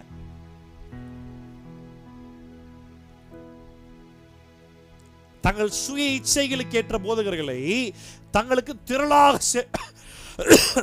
திரளாக சேர்த்து கொண்டு சத்தியத்திற்கு செவியை விலக்கி கட்டுக்கதைகளுக்கு சாய்ந்து போகும் காலம் வரும். அந்த காலம் வந்துருச்சு. கட்டுக்கதைகளுக்கு சாய்ந்து போகும் காலம் வரும். அழகா ஊழியத்தில் கூப்பிட்டு ஊழிய வாய்ப்புகளை தந்து நல்ல ஃபேமஸான பிரசங்கம் பண்ண கூப்பிட்டா அரசியலை பத்தி பேசுறாங்க. நம்பர் 1 ஜோக்கா பேசுறாங்க, காமெடி. அவர் போப்பா சிரிச்சு இப்போ அவ்வளோ சூப்பரா பேசினார்ப்பா, நம்ம சிரிச்சுட்டே இருக்க வேண்டியதுதான். அப்படி சிரிச்சுக்கிட்டே சத்தியமே கேட்காம அப்படியே இருக்கிற 2-3 மணி நேரம் வேஸ்ட் பண்ண வேண்டியதுதான். நல்லா சிரிப்பா பேசுறாருப்பா அவர். பட்டிமன்றமா இது? அப்படி இல்லைன்னா ஒருத்தர் விரோதமா இன்னொருத்தர், அந்த ஊழியக்காரை பத்தி இவர் தாக்குறது, இந்த ஊழியக்காரை பத்தி அவர் தாக்குறது, மாறி கவுண்டர் பேக் கமெண்ட்ஸ் கொடுத்துட்டு இருக்கிறது. இதுல பிரசங்கம் பண்றன்ற பேர்ல இது எல்லாத்தின் மத்தியிலும் ஒரு கள்ள உபதேசம் நல்லா போய்கிட்டு, தவறான உபதேசங்கள். மக்களை பாவத்திலிருந்து சாபத்திலிருந்து கிருபை நிமித்தமாய் விடுதலையான பிரசங்கத்தை, புதிய உடன்படிக்கையின் சத்தியத்தை மக்களுக்கு சொல்லிக் கொடுத்து கிறிஸ்துவோடு கூட இணைத்து தேவனுக்கு என்ற வேலையை செய்வதற்காக உற்சாகப்படுத்திங்க ஆள் இல்லை, ரொம்ப கம்மி. அப்படி பண்ற ஆட்கள் கண்ணிலே தெரிய மாட்டேங்கிறாங்க, ஆனா நல்லா பண்ணிட்டு தான் இருக்கிறாங்க. கண்ணில் தெரியறது எல்லாமே ஏதோ கேடுகட்ட வேலையை தான் பண்ணிக்கிட்டு இருக்கு. நீயோ எல்லாவற்றிலும் மனத்தெளிவுள்ளவனாயிரு, தீங்கு அனுபவி, சுவிசேஷனுடைய வேலையை செய், உன் ஊழியத்தை நிறைவேற்று. ஏனென்றால் நான் இப்பொழுதே பானபலியை வார்க்கப்படுகிறேன், நான் தேகத்தை விட்டு பிரியும் காலம் வரும். நல்ல போராட்டத்தை போராடினேன், ஓட்டத்தை முடித்தேன், விசுவாசத்தை காத்துக்கொண்டேன். இது முதல் நீதியின் கிரீடம் எனக்காக வைக்கப்பட்டிருக்கிறது. நீதியுள்ள நியாயாதிபதி கர்த்தர் நாளிலே அதை எனக்கு தந்தருளுவார். எனக்கு மாத்திரமல்ல, அவர் பிரசனமாகுதலை விரும்பும் யாவருக்கும் அதை தந்தருளுவார். என்ன அழகா தீமோத்தேயுக்கு பவுல் சொல்லி விடுகிறார். preach the word, போய் சொல்லு. சமயம் வாய்க்கலாலும் சொல்லு. ஏன் அப்படின்னா சத்தியத்திற்கு அவர்கள் ஆரோக்கியமான உபதேசத்தை பொறுக்க மனதில்லாமல் செவித்தனம் உள்ளவர்களாகி தங்கள் சுய இச்சைகளுக்கு ஏற்ற போதகர்களை தங்களுக்கு திரளாக சேர்த்துக்கொண்டு, போதகர்கள் அப்படின்னு சொல்லுவது பாஸ்டர்ஸ் இல்லை, டீச்சர்ஸ். இங்கிலீஷ்ல கூட பாருங்க, it's not mention pastors, it's teachers. எபேசியர் 4:13 சொல்லப்பட்ட அழைப்புகள்ல போதகனும் மெய்ப்பனும். போதகர் அப்படின்னா டீச்சர், மெய்ப்பன்னா பாஸ்டர். இன்னைக்கு பிரச்சனையா அதுதான். ஒரு குரூப் ஆஃப் பீப்புளை ரெகுலரா கைட் பண்ணி ரெகுலரா சத்தியத்தை சொல்லிக் கொடுத்து, பில்டிங் என்ற ஆலயம் இல்லை, சரீரமாகிய ஆலயம், ஞாயிற்றுக்கிழமை ஓய்வு நாள் இல்லை, சனிக்கிழமை தான் ஓய்வு நாள். ஓய்வு நாள் என்பது பிரமாண உபதேசம், அதெல்லாம் மாறி போச்சு. இங்க கிருபையின் காலத்தில் கிறிஸ்து இயேசுக்குள் அனுதினமும் கூடுகை, அனுதினமும் ஆராதனை, அனுதினமும் அப்பம் பிட்குதல், அனுதினமும் ஒன்றாய் கூடுதல். ஒரு நாளைக்கு வரலனாலும் பிரச்சனை இல்லை, பரவாயில்ல. வேத வசனத்தின் சத்தியத்தை நன்றாய் போதித்து ஐக்கியத்தில் தொடர்ந்து நிலைத்திருந்து, ஐக்கியத்திலிருந்து சபையிலிருந்து சபை மூலியமாய் சபையாகவே சேர்ந்து தேவராஜ்யத்திற்கென்று தேவனுக்கென்று தேவராஜ்யத்தில் வேலை செய்தல். இந்த சரியான உபதேசத்தை ஒரு பக்கம் சொல்லிக்கிட்டு இருந்தாலும் இன்னொரு பக்கம் அவங்க அவர்களுக்கென்று தவறானது. பைபிள் ஸ்டூடெண்ட்ஸ் சொன்ன பார்த்தீங்களா, அவங்களுக்கு சர்ச்சே கிடையாது. ஜெகோவா விட்னஸ் பார்த்தீங்களா, அவங்க சர்ச்சனே சொல்ல மாட்டாங்க. சர்ச், எக்லீசியா, கால்ட் அவுட், பிரித்தெடுக்கப்பட்டவர்கள் சொல்ல மாட்டாங்க. ஃபெலோஷிப் கேதரிங் அப்படியே இருந்துக்கிட்டு நினைச்சா வருவாங்க, நினைச்சா போவாங்க. சரியான பராமரிப்பு இல்லை, சரியான உபதேசம் இல்லை, சரியான தவறு செய்யும்பொழுது சரியான கண்டிப்பு, சரியான ஆலோசனை இல்லை. இவங்கெல்லாம் பைபிள் டீச்சர்ஸ். ஆமா, நான் என் சபை மக்கள் ரொம்ப தெளிவாக சொல்லி கொடுத்துருக்கேன். என்னன்னா, பாஸ்டர் அல்லாத ஒரு குறிப்பிட்ட பாஸ்டர்னு சொல்லும்போது அப்படியே ஒன்று ஒயிட் ரைட் போட்டு அந்த பேட்டர்ன், அந்த பிசிக்கல் பேட்டர்ன் நான் பேசவே இல்லை, ட்ரெடிஷனல் பேட்டர்ன் நான் பேசவே இல்லை. ஒரு மேய்ப்பன் என்ற அழைப்பை புரிந்து ஒரு குறிப்பிட்ட மந்தையை குடும்பமாய் அவர்களை மேய்த்து கொண்டு வரக்கூடிய அனுபவம் இல்லாமல் நான் வேதாகமத்தை பிரசங்கிக்கிறேன் என்று சொல்லக்கூடிய ஒரு சுவிசேஷகனாக இருந்தாலும், ஒரு தனிப்பட்ட பைபிள் டீச்சராக இருந்தாலும் ஜாக்கிரதையாயிரு. ஏன்னா மேய்ப்பனு தாங்க தெரியும். ஒரு ஆடு, ஒரு 100 ஆடு இருக்குது அப்படின்னா ஒரு 100 ஆடை மேய்க்கும் போது எந்த ஆடு மேயுது, எந்த ஆடு மேயாம நக்கிக்கிட்டு ஏமாத்திக்கிட்டு இருக்குது, இல்லை எந்த ஆடு ஓவரா மேய்ச்சி அஜீரணமாவது மேய்ப்பனு தான் தெரியும். எந்த ஆடை இழுத்து பிடிக்கணும், எந்த ஆடை தட்டி கொடுக்கணும், எந்த ஆடை 2 போடு போடணும், எந்த ஆடு ஓடும், அதை மேய்க்கக்கூடிய அனுபவம்.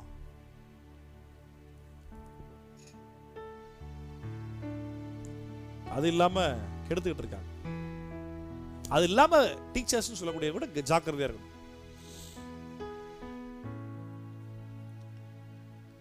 இது நிறைய பைபிள் டீச்சர்ஸ் தான் நான் பார்க்குறேன். நிறைய கமெண்ட்ஸ், திடீர்னு ஒரு பைபிள் டீச்சர் திடீர்னு ஒரு கமெண்ட், அவர் சொன்ன அந்த உபதேசம் தப்பு தெரியுமா? தப்பு தான். முதல்ல அந்த பிரசங்கம் பண்ணவங்கிட்ட சொல்லு, மக்கள்கிட்ட சொல்ற நல்லதுதான், இல்லைன்னு சொல்லு நான். ஆனா இந்த பேக் கமெண்ட்ஸ் மாறி மாறி, அவன் பண்றது உனக்கு பிடிக்கல, நீ பண்றது அவனுக்கு பிடிக்கல, மாறி மாறி பேசிக்கிட்டு இருக்கிறோம். வாசிப்போம் 2 தீமோத்தேயு 2 அதிகாரத்துல, 2 தீமோத்தேயு 2 அதிகாரம் 24, 25, 26 கடைசி 3 வசனங்கள்.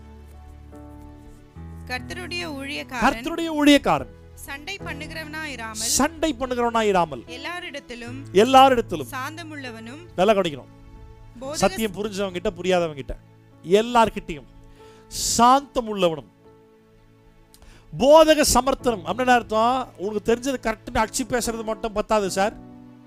உனக்கு கரெக்ட்னு புரிஞ்சத சமர்த்தமா, என்ன சொல்லு, சமத்தா, ஆமா சமத்து புள்ளடா அப்படின்பாங்கல்ல, ஆமா அந்த மாதிரி போதக சமர்த்தனாய் அப்படின்னா மக்களுக்கு புரியுற விதத்துல தெளிவாய் சமத்தா சொல்றவனா, போதக சமர்த்தனாய், தீமையை சகிக்கிறவனுமாய் இருக்க வேண்டும். அப்படி போதிக்கும் பொழுது தீமையான காரியம் வருதா சகிக்கணும். என்கிட்ட வந்துட்டு சென்னையில இருந்து ஒரு பிரதர் என்கிட்ட பேசிட்டு இருந்தார்.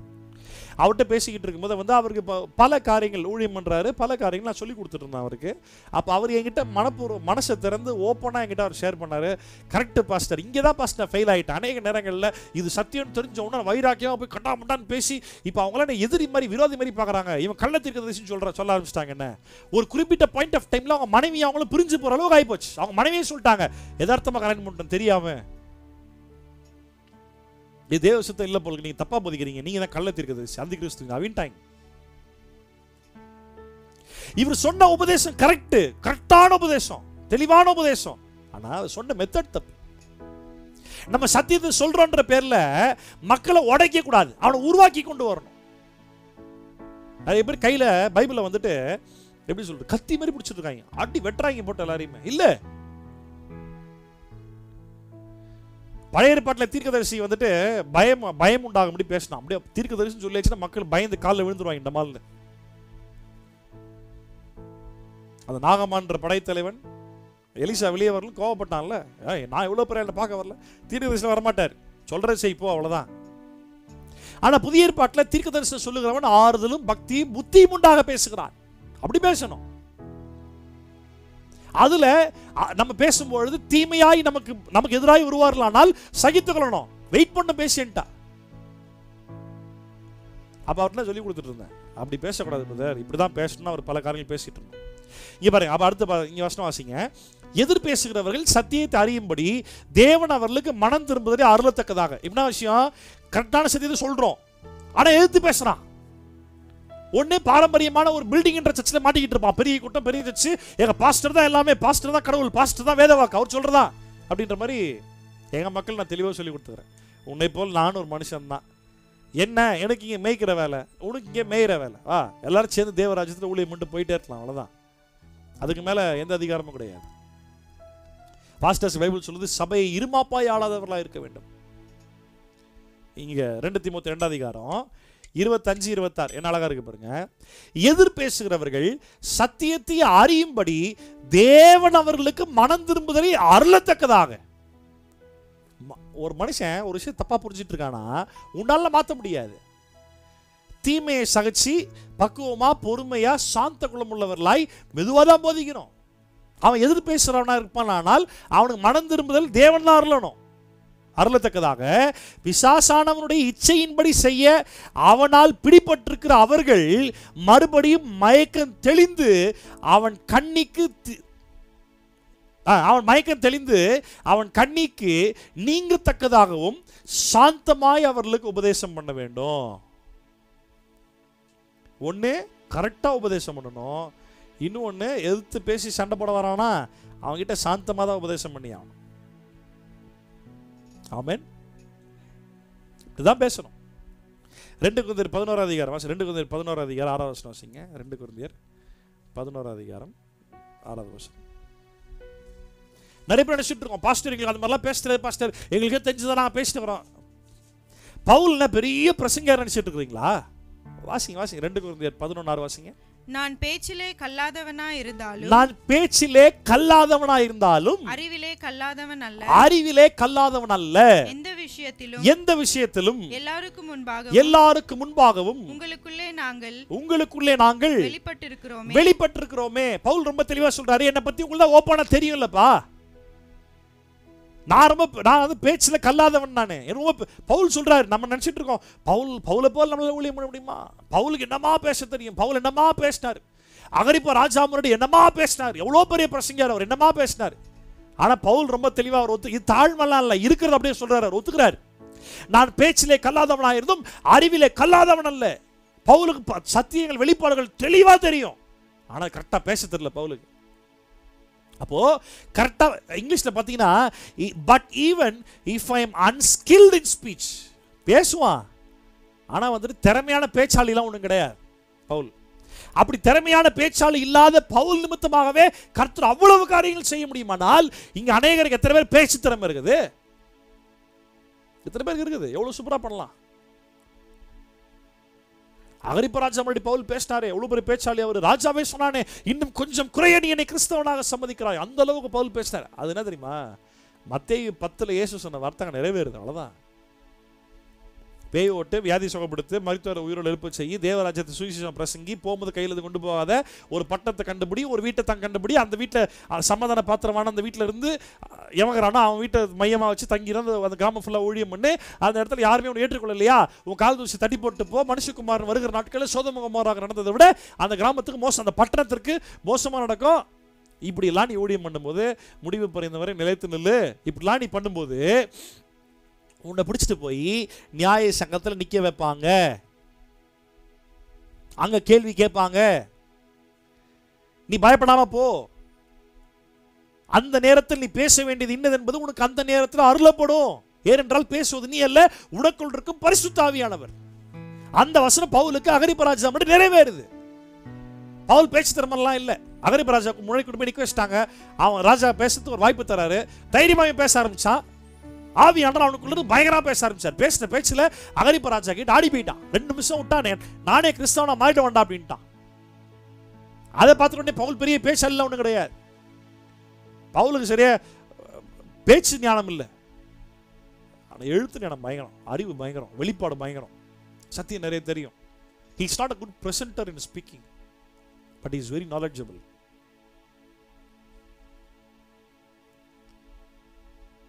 கிடையாது. ஆனால் வந்துட்டு இன்னைக்கு இந்த மாதிரி ஆட்கள் கிட்ட நம்ம ரொம்ப சாந்தமாக மெதுவாக சத்தியத்தை பேசலாம். ஒன்று என்னன்னா, நம்ம ஆட்கள் பண்ணுற பிரச்சனை என்னன்னா, நான் ரசிக்கப்பட்டேன் நீ ரசிக்கப்படலையா, ரசிக்கப்படாத பார்த்தா அப்படியே ஏளனமாக பார்க்குறது, கிண்டலாக பார்க்குறது, ஆமாம் அப்படியே ஒரு மாதிரி அற்பமாக நினைக்கிறது. அது ஒரு பிரச்சனை அந்த பக்கம். இன்னொரு பிரச்சனை, சத்தியம் தெளிவாக புரிஞ்சவனுக்கு சத்தியம் தெளிவாக புரியாதவனை பார்த்தா ஏளனமான பேச்சு, கிண்டல் பண்ணுறது, கேலி பண்ணுறது. ஆமாம், எனக்கு கொடுக்கப்பட்டிருக்க சுயாதீனம் வேற ஒருத்தருக்கு இடரெல்லாம் இருக்கக்கூடாதுன்ற தெரியுமா தெரியாதா? சாப்பிடுற விஷயத்துல பவுல் பேசுறார் கொரிந்தியர் 8 அதிகாரத்தில், இளைய விசுவாசிக்கு இடரல் உண்டாகாதபடிக்கு பார்த்துக்கோ. அப்படி இடரல் உண்டாச்சுன்னா நான் அப்படி சாப்பிடவே மாட்டேன் அப்படின்றார் பவுல். சாப்பாட்டுல சொல்றாரு. அப்போ சத்தியத்துல நான் ஸ்கூல் மாதிரி தான் பார்க்குறேன். எல்கேஜில இருந்து 12ஆம் கிளாஸ் வரைக்கும் அந்த வளர்ச்சி, அவனவன் கிறிஸ்து இயேசுக்குள்ளாய் வளரும் அந்த வளர்ச்சிக்கு தக்கதாய், அப்படிதான் எபேசியர் 4 அதிகாரத்தில் வாசிக்கிறோம்.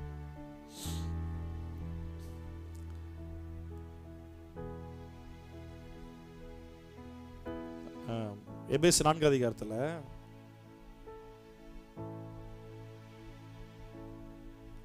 11 வசனம். எபேசியர் 4:11. மேலும் நாம் அனைவரும் தேவனுடைய குமாரனை பற்றும் விசுவாசத்திலும் அறிவிலும் ஒருமைப்பட்டவர்களாகி கிறிஸ்துவினுடைய நிறைவான வளர்ச்சியின் அளவுக்கு தக்க பூர்ண புருஷராகும் வரைக்கும் அவன் கிறிஸ்து இயேசுக்குள்ளாய் வளர வேண்டிய வளர்ச்சிக்கு தக்கதாய். எல்லாருக்கும் ஒரே மாதிரி வளர்ச்சி இல்லை. இயேசுவோடு கூடவே இருந்த பேதுருவுக்கு பவுலுடைய நிருபங்களை புரியலன்னு எழுதுறாரு. அப்ப அந்த வெளிப்பாட்டு நிலையில பார்க்கும் பொழுது பேதுருடைய வளர்ச்சி அவ்வளவுதான். இவனுக்கு வெளிப்படுத்தப்பட்டவைகளையே புரிந்து கொள்ள முடியாத அளவுக்கு அவ்வளவுதான். இவன் பவுலுடைய வளர்ச்சி அவ்வளோ. அதனால பேதுரு சின்ன ஆள், பவுல் பெரிய ஆள்னு சொல்ல முடியுமா? இல்ல. இயேசுவோடு கூடவே இருந்த பேதுருவுக்கு அவ்வளவுதான். இயேசுவை நேரில் மாம்சமா நேரில் பார்க்காத பவுலுக்கு வளர்ச்சி அவ்வளோ இருக்குது. இதனால பவுல் பேதுரை கிண்டல் பண்ணலாம் அப்படிலாம் இல்லை. இன்னைக்கு அப்படிதான் கிறிஸ்துவ சமுதாயத்தில் போயிட்டு இருக்கு. இடரல் இடரல். மத்தேயு 18:7 இயேசு அழகா சொல்றாரு, இடரல் உண்டாகிறது நல்லது, ஆனாலும் எவன் நிமித்தமா இடரல் உண்டாகிறதோ அவனுக்கு ஐயோ. வாசிங்க மத்தேயு 18:7. இடரல்களின் நிமித்தம் இடரல்கள் நிமித்தம் உலகத்திற்கு ஐயோ, உலகத்திற்கு ஐயோ. இடரல்கள் வருவது அவசியம், இடரல்கள் வருவது அவசியம். ஆனாலும் எந்த மனுஷனால் இடரல் வருகிறதோ அவனுக்கு ஐயோ. இயேசுவை கண்டிப்பா யூதாஸ் காரியத்தை இல்லை எவனோ ஒருத்தர் கண்டிப்பா தேவையில்லை, காட்டி கொடுத்தன ஆகணும். ஆனா அந்த 12 சீஷர்கள்ல காட்டி கொடுக்கக்கூடிய மனநிலையில் யூதாஸ் இருந்தான்ல, இயேசு சொல்றாரு அவன் பிறக்காமல் இருந்தால் அவனுக்கு நலமா இருக்குன்றாரு. எப்படி எப்படி சம்பவம் நடந்தா ஆகணும். அது ஏன் என் நிமித்தமா இருக்கணும்? ஒரு மனுஷனுக்கு இடரல் வரும்பொழுது ஒன்னு இடறி விழுகிறான், அப்படி இல்லைன்னா அந்த இடரல் நிமித்தமா அவன் யோசிச்சு தெளிவாக ஆரம்பிக்கிறான். அவன் தெளிவாயிட்டானா நீ தப்பிச்சிட்ட. ஆனா உன் நிமித்தமா அவன் இடறி விழுந்துட்டானா உனக்கு ஐயோ இல்ல. எனக்கு சத்தியம் நல்லா புரிஞ்சிருக்குப்பா, அவனுக்கு அவ்வளவுதான் புரிஞ்சிருக்குது. நான் ஆரம்பத்தில் சத்தியம் புரிஞ்ச நாட்கள்ல விட்டு கொடுக்காம பேசிட்டு இருந்தேன், சண்டை போட்டுக்கிட்டு இருந்தேன், வைராக்கியமா பேசினேன், கர்த்தருக்காக பேசுறேன், சத்தியத்துக்காக பேசுறேன்னு பேசிட்டு இருந்தேன்.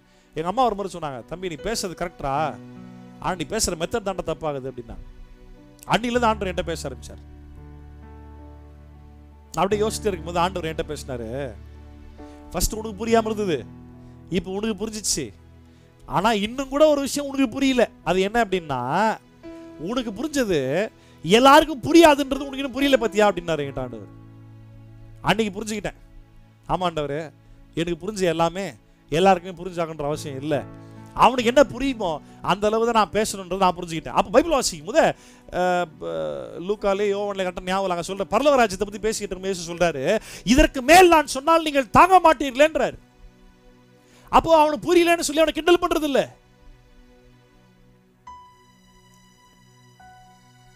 ரோமர் கடைசி ஒரு வசனம் வாசி முடிப்போம். ரோமர் 14:13. இந்த வருஷம் நம் சபையில நாம் இந்த வசனத்தை பொருத்தனையாய் கடைபிடிக்கும்படி நாம் எடுத்துக்கொண்டோம். சபை மக்கள் ஞாபகம் நினைக்கிறேன். ரோமர் 14:13 வாசிக்கிறேன். இப்படி இருக்க நாம் இனிமேல் ஒருவரை ஒருவர் குற்றவாளிகள் என்று தீர்க்காதிருப்போமாக. ஒருவனும் தன் சகோதரனுக்கு முன்பாக தடுக்கலையும் இடரலையும் போடலாகாதென்றே தீர்மானித்துக் கொள்ளுங்கள். ஒருவனையும் குற்றவாளி என்று தீர்க்காதிருப்போமாக. ஒருவன் தன் சகோதரனுக்கு முன்பாக தடுக்கலையும் இடரலையும் போடலாகாது என்று தீர்மானித்துக் கொள்ளுங்கள். ஒரு மனிதனுடைய ஸ்பிரிச்சுவல் மெச்சூரிட்டி, அவனுக்கு இருக்கக்கூடிய தெளிவு, அவனுக்கு அவ்வளவுதான் புரியும்ன்றது உனக்கு புரியலன்னா அப்ப நீங்க எந்த அளவுக்கு வளர்ந்துருக்கீங்க?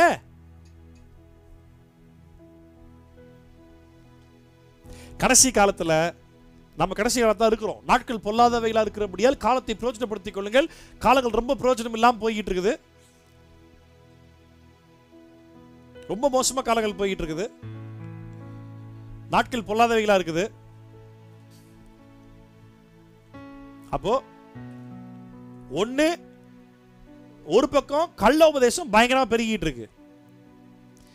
இன்னொரு பக்கம் சரியான உபதேசம் புரிஞ்ச ஆட்கள் இவன் பிசாசின் பிடியில மாட்டிக்கிட்டு இருக்கான், தப்பா புரிஞ்சுக்கிட்டு இருக்கான், அவனுக்கு கரெக்டா புரிய வைப்போம் அப்படின்னு சொல்லி சாந்தமா மெதுவா பக்குவமா அவனுடைய இருதயத்தை கர்த்தர் மாற்றுவார்னு சொல்லி தீமோத்தேயு 4:2 கடைசியில வாசிச்ச மாதிரி அவனை மெதுவா சொல்லலாம் அப்படின்னு பார்த்தா அது இல்ல, கிண்டல், கேலி, கமெண்ட்.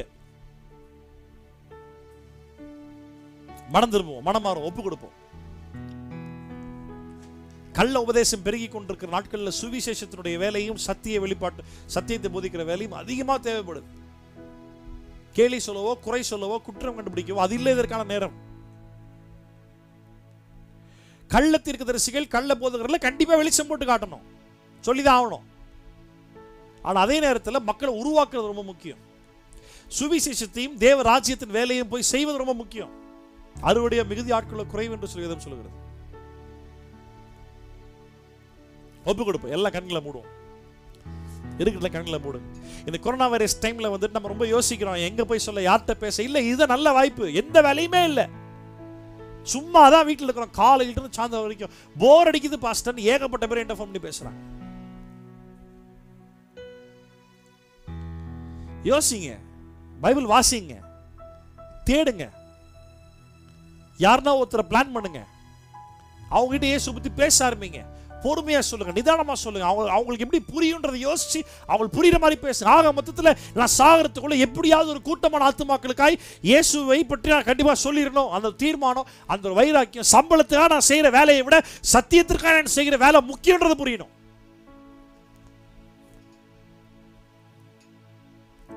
செபிக்கலாம். நேசிக்கும் பிதாவே, கள்ள உபதேசத்தின் மத்தியில் சத்திய வெளிச்சம், கள்ள உபதேசத்தின் மத்தியில் சத்திய வெளிச்சம் ஆண்டவரே,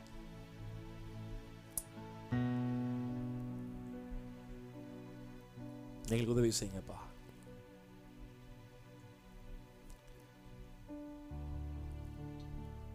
பிரசங்கிக்கப்படாதவர்களுக்கு பிரசங்கிக்கவும்,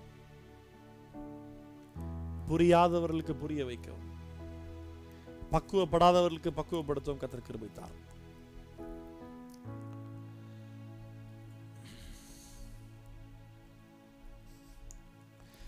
கொலோசியர் 1:28 வாசிக்கிறபடி, எந்த மனுஷனும் கிறிஸ்து இயேசுவுக்குள் தேறினவனாக நிறுத்தும்படிக்கு அவரை நாங்கள் அறிவித்து, எந்த மனுஷனுக்கும் புத்தி சொல்லி, எந்த மனுஷனுக்கும் எல்லா ஞானத்தோடும் உபதேசம் பண்ணுகிறோம் என்று பவுல் சொல்ற வார்த்தையின்படி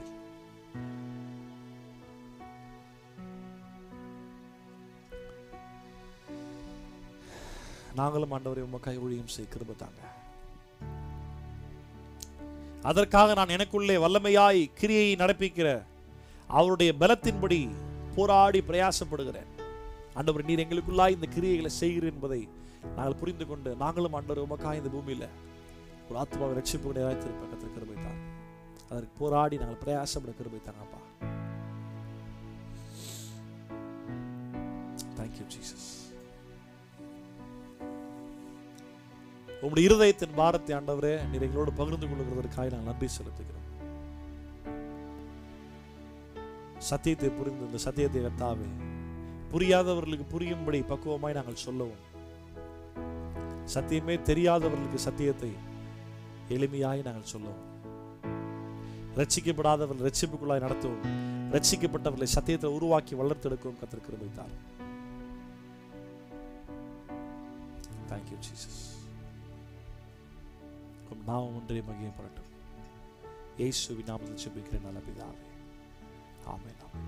என் ஆத்துமாவே கர்த்தரை ஸ்தோத்திரி, என் முழுமே பரிசுத்த நாமத்தை ஸ்தோத்திரி. என் ஆத்துமாவே கர்த்தரை ஸ்தோத்திரி. கர்த்தர் செய்த சகல உபகாரங்களையும் மறவாதே. அவன் அக்கிரமங்களை எல்லாம் மன்னித்து, உன் நோய்களை எல்லாம் குணமாக்கி, உன் பிராணனை அழிவுக்கு விலக்கி மீட்டு, கிருபையினாலும் இரக்கத்தினாலும் முடிசூட்டி, நன்மையினால் வாயை திருப்தியாக்குகிறார். கழுகுக்கு சமானமாய் உன் வயது திரும்ப வாழ வயது போல ஆகிறது. ஆமென். ஆசீர்வாதத்தை பெற்றுக்கொள்வோம். நம் திரியேக தேவனாகிய பிதா, குமாரன், பரிசுத்தாவி நாமத்தினால நம்ம கிருபையும் சமாதானம், சந்தோஷம், ஆறுதலும், சகல விதமான ஐஸ்வர்யமும், எல்லா விதமான தெய்வீக பாதுகாப்பும் நம்மோடு மாத்திரமல்ல உலகத்தில் எல்லாரோடும் கூட இருந்து கர்த்தருடைய கிருபை அவர் வரும் வரைக்கும் நம்ம எடுத்துவதாக. ஆமென். ஆமென். God bless you. கர்த்தர் ஆசீர்வதிப்பாராக. மாரநாதா, இயேசு சீக்கிரம் வரப்போகிறார்.